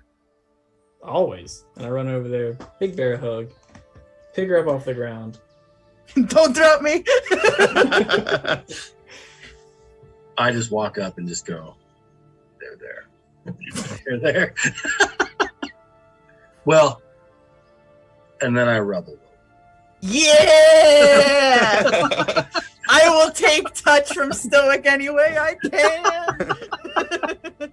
Big change there. You know, the rub, that goes from friend zone to like That's a something- step up. Yeah. That's a step up. It's okay. You can throw up now. It's okay. Um, I put you back down. I go, well, I don't know if you are aware of the the old fable Santa Claus, but I do come bearing gifts. And I give Stoic the potion of growth. Yes, that's I give Valen the potion of healing. I give Asura the potion of climbing. I feel like you could use these for something in the future. Good luck. And it was regular healing. I assume so. I am, because I can't help it. Asura is going to lean over to Stoic and be like, or you could hold off on using the potion of growing till later. And then give him a wink. I have no idea what you're talking about. But this meeting that you're going to have later, what you said earlier, you're right.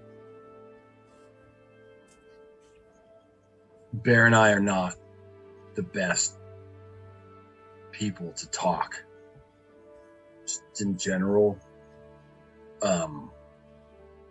But that doesn't mean you have to do this alone. I may not be able to say the right thing,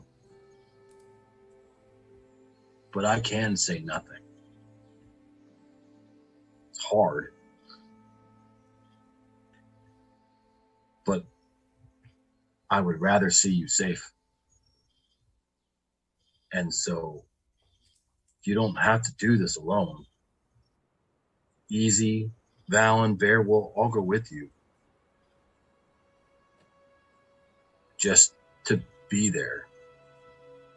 We don't have to contribute to the conversation because honestly, I think, well, maybe Valen would do good, but us other three, maybe not. So we want to be there for you.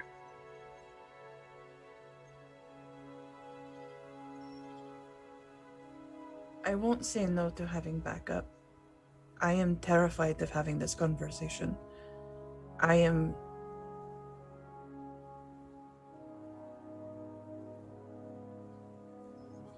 a very small fish in this pond. And I have no power of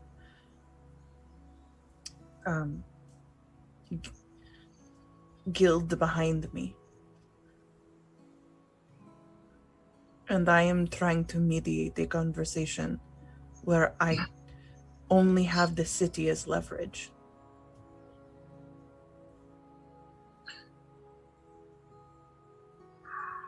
Trying to do this with a straight face, hold on. You may not have a guild, but you have the power of family.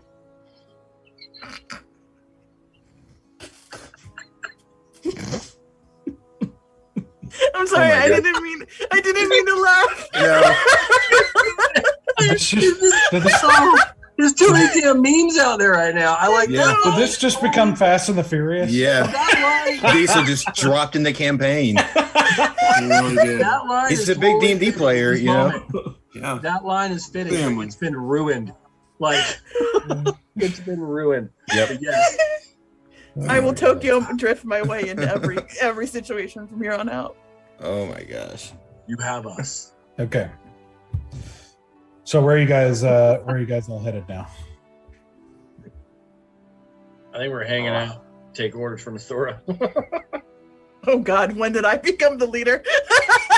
on this shit? Oh yeah. No, Actually, I think after I'd look around and go like, where's Easy? And do we? Like he probably should have been back by now. Who went with him? He went to go see the secret pixie. Sister Kiri went with him. Oh God, you put the two crazy people together. You know what? I got faith in my old pal Easy. I think he can pull through on this. I have the utmost faith that Easy will do the easy thing and create absolute mass chaos. Yeah. It'll certainly be something. Yeah. So we agree. Ixie lives by a code of just flip a coin. Like Kiri lives by a code that just flip a coin and see what happens. Like that is a lot of chaotic energy in one place. It is true. You can't talk to him, can you, Stoic? You don't have that connection with Easy? Okay. No. Well. Just with Sora currently. Oh. Well, okay. I guess we're kind of at the whim of Easy, which is something that makes me unsettled saying it. I would go look for him, but I don't even know where to begin.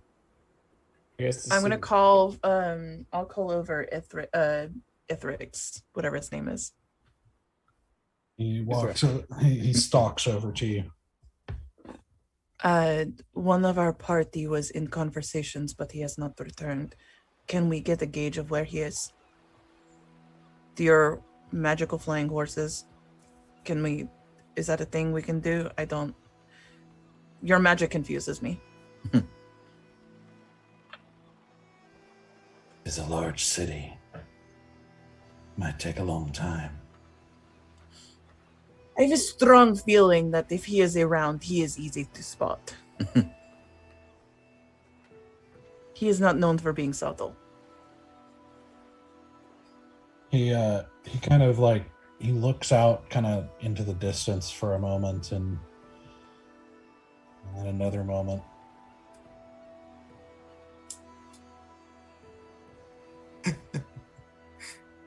He is north of the wall. I'm sorry. What did you just do? I spoke with the guard. You spoke with whom? The stable guard is linked. Well, that's It cool. would be so convenient if we could just mental things to each other. Oh my goodness, what a world we could live in where we could just talk to each other. Now, granted, you would get terrifying things out of my noggin sometimes, but it would make conversations a lot faster. Indeed. What do you want? With him? I just really want to make sure that he is not doing something crazy or dangerous and that he is not in danger himself.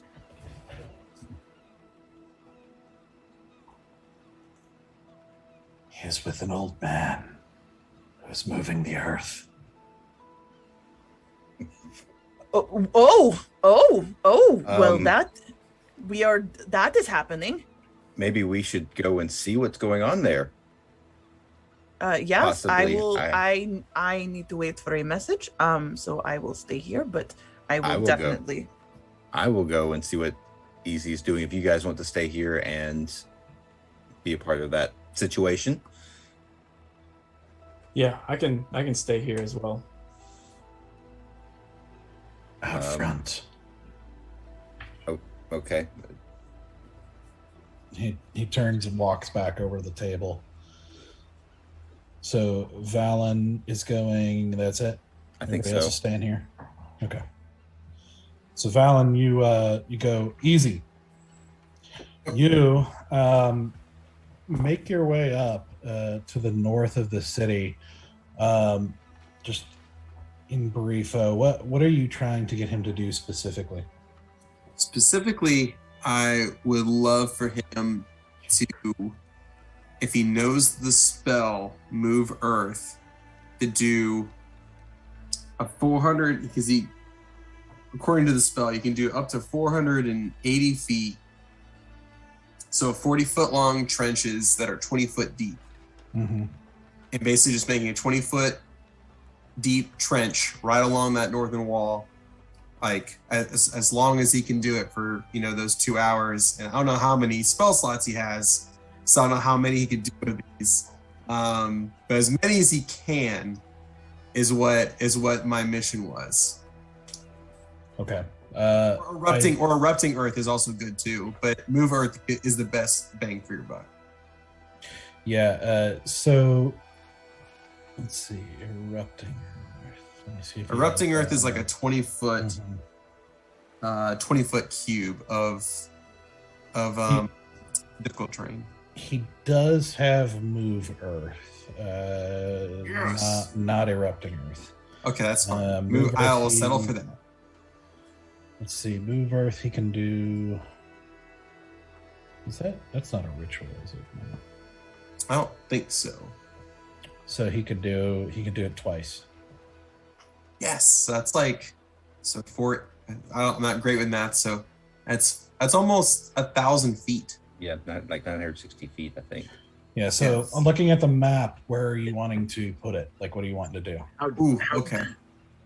20-foot deep is about like that long and 20-foot deep trenches. Yeah. Mm-hmm. Which is pretty decent. All right, sweet. All right, so how long on the top northern? Let me use my pointer here. Yeah. Right here. See my ping was. Mm-hmm. How long? Actually, I could measure it. Couldn't I? How long is that? That's not obviously. It's not 11. That's not the scale at all. Yeah. No. No,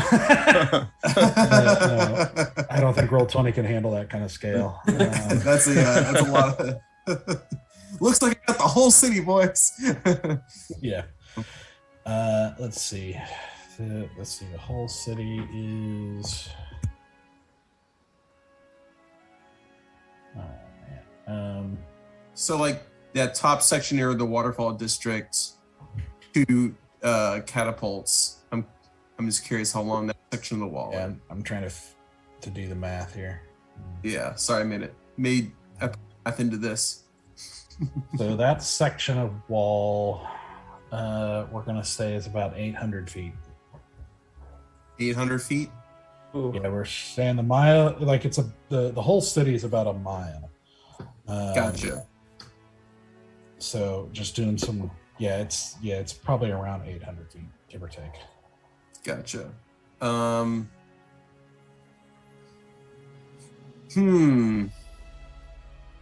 trying to think if I should do it there or I should do it along the northern section here near the Royal Palace. I don't know where they're gonna come and hit. Obviously, it's a big gamble. Man.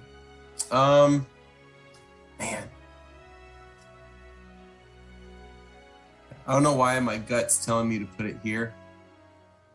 Just cover that whole as long of a stretch as you can. And about, I don't know, maybe how long is the range of the catapults from the walls? That's a good question.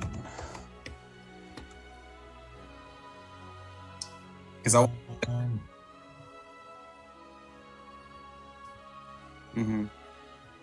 I'm looking here. We're looking at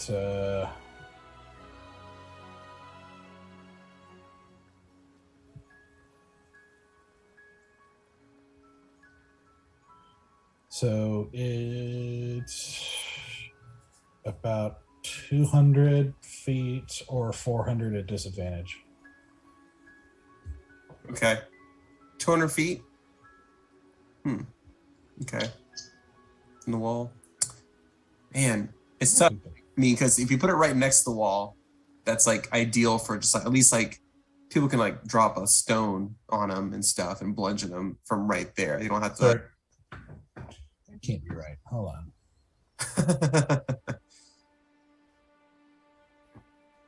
Yeah.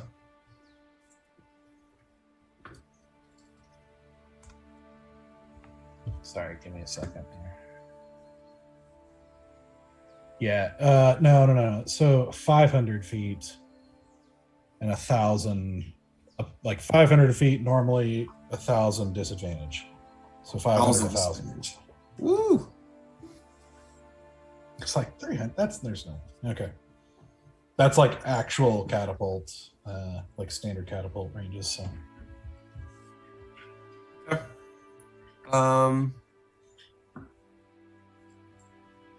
Let's think.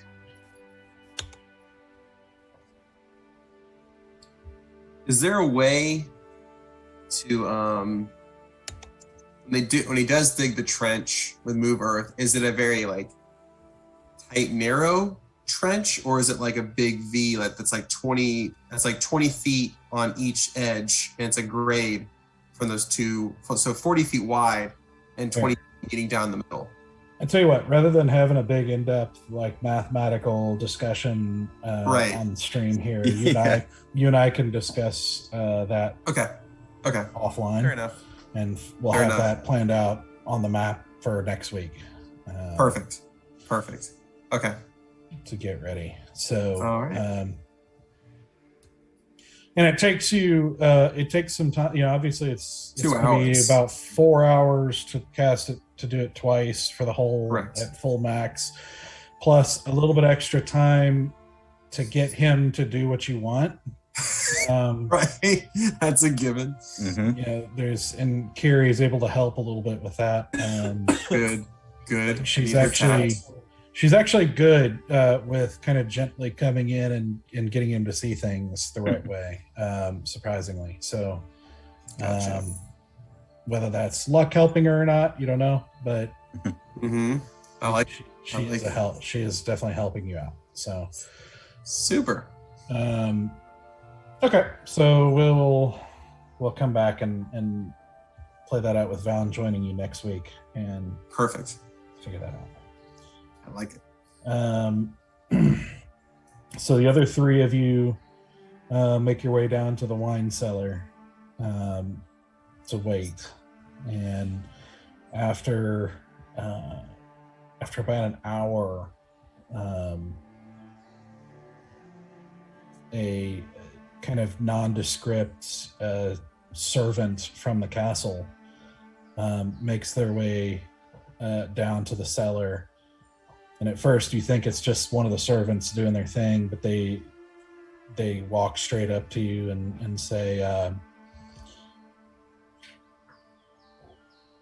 we can give you a reference for the sacred face, though I am told we understand it may be affected by previous contacts with them. I don't know what that means. We can also direct you to where the Smiling Man is currently conducting business. Is it at the there's a warehouse? Golden Sphinx? Oh no. There's a warehouse in the Barrel District. And he gives you directions to where it's at.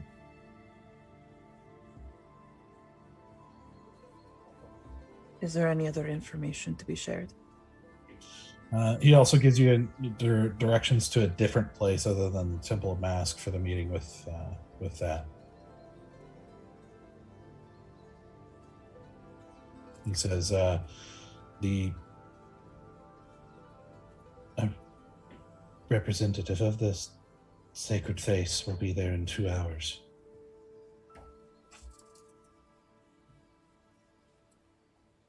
Thank you. What about the Smiling Men? They are there all day. Thank you. He nods. Was there any other intel? He nods and goes out. Okay. Dang it. I need intel. Sora, if you want to go alone, I understand. If you want us as backup on the outside, we can do that, or we can go right there with you. But as you have correctly assumed, we are not the best negotiators for these kinds of things. I might want backup for the Smiling Men, but I can't take the two of you to the other meeting, as apparently you have impacted what will be that other meeting.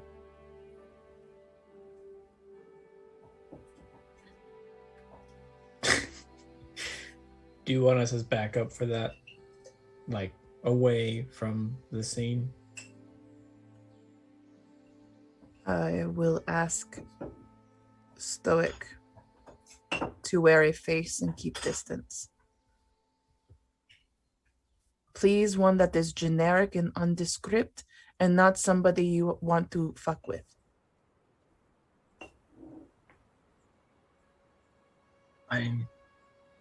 Where the cute dwarf one that you wore that one time?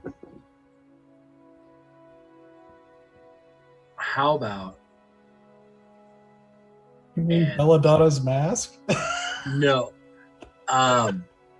Secretly to you guys, Stoic has been working on what he would look like himself if he was a tiefling. And he's gonna snap his fingers and turn into a tiefling version of himself. So are you a gray tiefling? I am. I'm a gray tiefling, and my hair ends up being like ram horns. You have the ram horns? I do. I have the ram horns, but not the curly ones. They just the ones that go straight back, almost like hair. And yeah, he just looks like a complete tiefling instead of an orc, but he still looks like Stoic. Would this work? I am very confused by what I am looking at, and I have very conflicting feelings for what I am looking at. I would say absolutely that is a good disguise if we were somewhere where there was more than one tiefling walking around the city. I've still not seen another tiefling the whole time I have been here. Okay. And I'll snap and let it fade. Wait, do it one more time. No, that's not how this works. But we'll figure it out. We'll be there for you. Okay. Are you sure you can't do it just one more time? Just one more, please. Just one more time. I just grow the horns. And that's it. Really? And then I make them go away. I just like blush.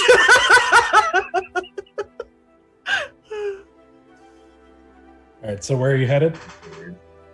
I'm going to head to the Barrel District first to meet with the Smiling Men, since I have a 2-hour window before the representative from the Sacred Faith shows up. So you make your way. Yeah, so so all three of you are going to that one, right? Well, Yeah, I will double check with Bear if Bear wants to go. Yeah, I mean, or are we? Do you want us in the meeting with you, or just as backup, like on the outside? If that bone man is anywhere near that conversation, I am terrified to be in proximity to him. Well, then I'll go with you. I am going to have to be cold and composed, and I might say things that you fundamentally disagree with. How Will about you this? be able to stay quiet? Yep, I will. I won't say a word unless you call me Joe Allen. Safe word is Joe Allen. Alwyn. That's Alwyn. what they said. Okay. Other than that, I will be quiet as a mouse. Same I here. hold you to that promise. If you want to let us off our leash, you let us know with Joe Allen. Alwyn. Joe Alwyn. Alwyn. Okay. So you make your way across the city and into the Barrel District, noticing as the sort of general state of fear that the city is in, as people are like kind of boarding up windows and trying to hustle things inside and just generally trying to prepare themselves for this impending threat. You make your way into the Barrel District. That's a lot emptier than it normally is at this time of the day. As people are kind of abandoning commerce left and right, and you approach this. You approach the warehouse where you see two men in cloaks standing outside, both of them wearing gloves with that sort of poorly drawn smiley face on the back. As they sort of eye you as you approach, and you say the couple of words that the servant gave you to say as you approach, and they just nod and open the door.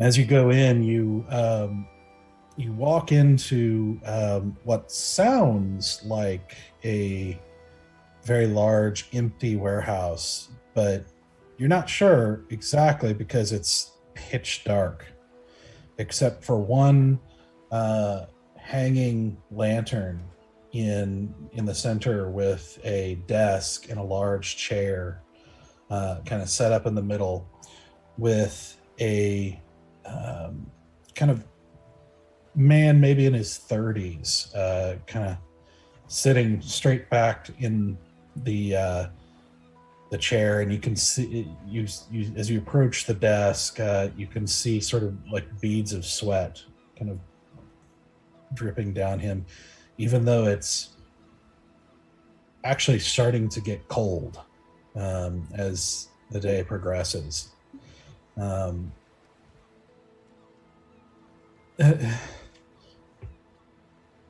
The smiling man greets you.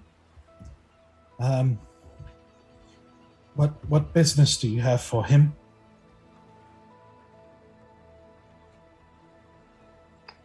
I would like to speak to the person who actually can make decisions here. I am given power to negotiate on the smiling man's behalf. What happens if I don't want to talk with you? I'm the one that you need to talk to. If you fail in this negotiation, will they kill you?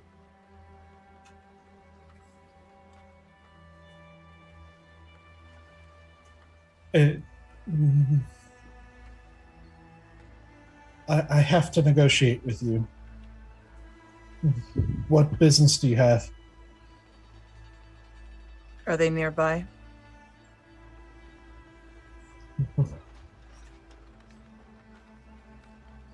Do you have business with the smiling man? I do.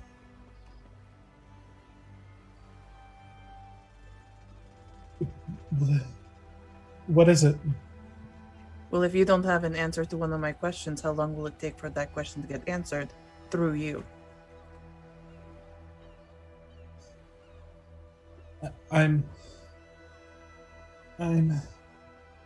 You see him just sort of faltering, and you can just tell this guy is like terrified.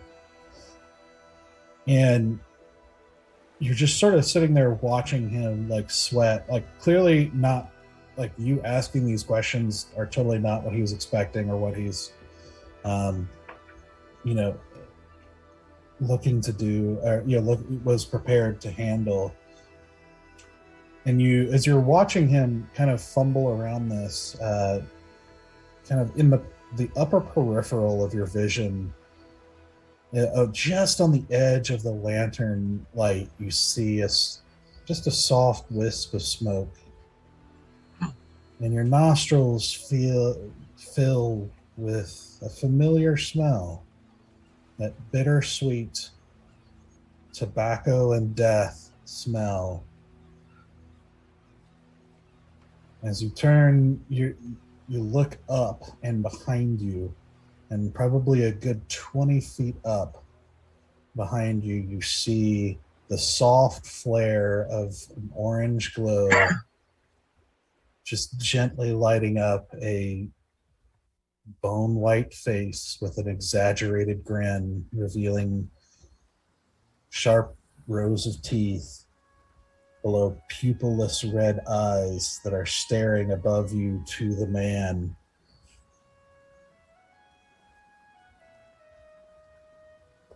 Hello again. Please, What is it? What is your business? I am empowered to negotiate.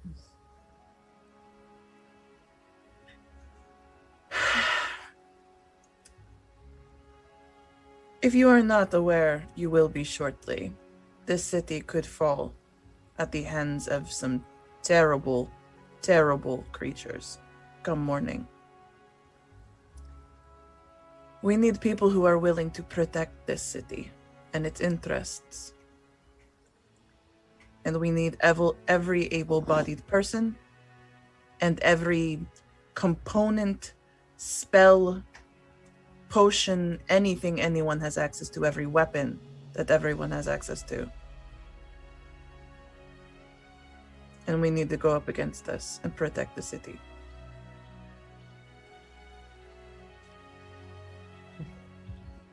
Protect the city. Well,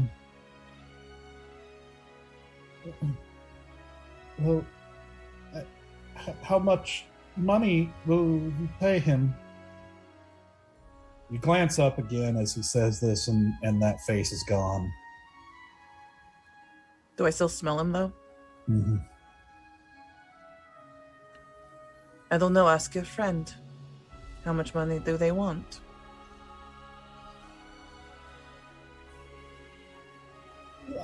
Listen, I'm supposed to negotiate. And I can negotiate. I can work this out I can work this out with you. I know you can. You're doing a very good job. As you say, as he's saying that, and trying desperately to reassure you that he can negotiate, you see, like out of the shadow, like looking at him to the left, you see a long, like a white hand reach out from the shadow with those abnormally long fingers and black claws curling out from them. As you see on the other side of the chair, you see his face with that wide-brimmed hat low on his eyes, as the bone man's face just comes slowly into the light as the hand reaches on the other side of the chair, as the guy is like saying, I can negotiate, I can make sure we do a good deal, as he's like looking behind you. And in a blink, faster than your eyes can process, you see the hand suddenly reach around the chair and clamp around the guy's throat. And you hear him cut off, not with a gasp or choking noises at all, but as if his throat is completely shut off. And you just see him just start struggling as his face quickly becomes purple. And eventually, as the bone man just grins straight out at you the whole time, the man finally, just almost like a child, like not even moving the hand, like unable to do anything to affect the grip around his throat. His face turns blue, and you watch as this man slowly suffocates to death and stops moving, as the hand slowly like pulls up and pulls the body back into the shadows. And you hear him say, "It is a pleasure to see you again." And that's where we're going to end tonight. I hate it here. I hate it here. Dude, You knew it was coming. Just so you have nightmare fuel for tonight. That's all that was for. I'm not going to sleep tonight. That is pure nightmare fuel. Yeah. Oh, so good. Oh my gosh. Well, things certainly transpired. They did. Literally, we got nothing accomplished in this whole time. that is false. We're not done yet. That is false. Yeah, no, that is true. That's true. Trench. Easy true, doth that's true. protest. Yeah. Of all the people here, Easy was the only one who actually got something accomplished. Yep. I got some potions. You're welcome. Listen. I got a face. Listen. Listen. That's true. No, hands talk to. Hands down, easy accomplished the most. Yep. Oh yeah, It was the 100%. it was the important thing too. That's going to be big. It'll help. At least slow them down a little. Mm-hmm. Well, and you set off a couple of things like the chains and the chains. Yeah. We've literally got. The paladin was already there. Like I didn't need to go talk to him because he already came to the meeting, and Octo was already there. Not your paladin. I don't know where he is. I'm still waiting to talk to him. We knew this was kind of going to be a planning episode anyway. Oh yeah. Yeah. Mhm. Yeah. I'm gonna be very honest. I don't know anything about warfare. I don't know how to plan it. I don't know anything about anything. Well, that's okay. You're pursuing your element, which is what you're doing right now. So that's Yep. yeah, awesome. Yep. All right. Well, we will be back next week to finish planning and start seeing how things pan out here. As help from questionable wizards and questionable allies and all kinds of things. So we'll be back next Monday to keep going. Thank you guys. See you soon. Yeah. Bye, friends. Good night. Thank you. Good night.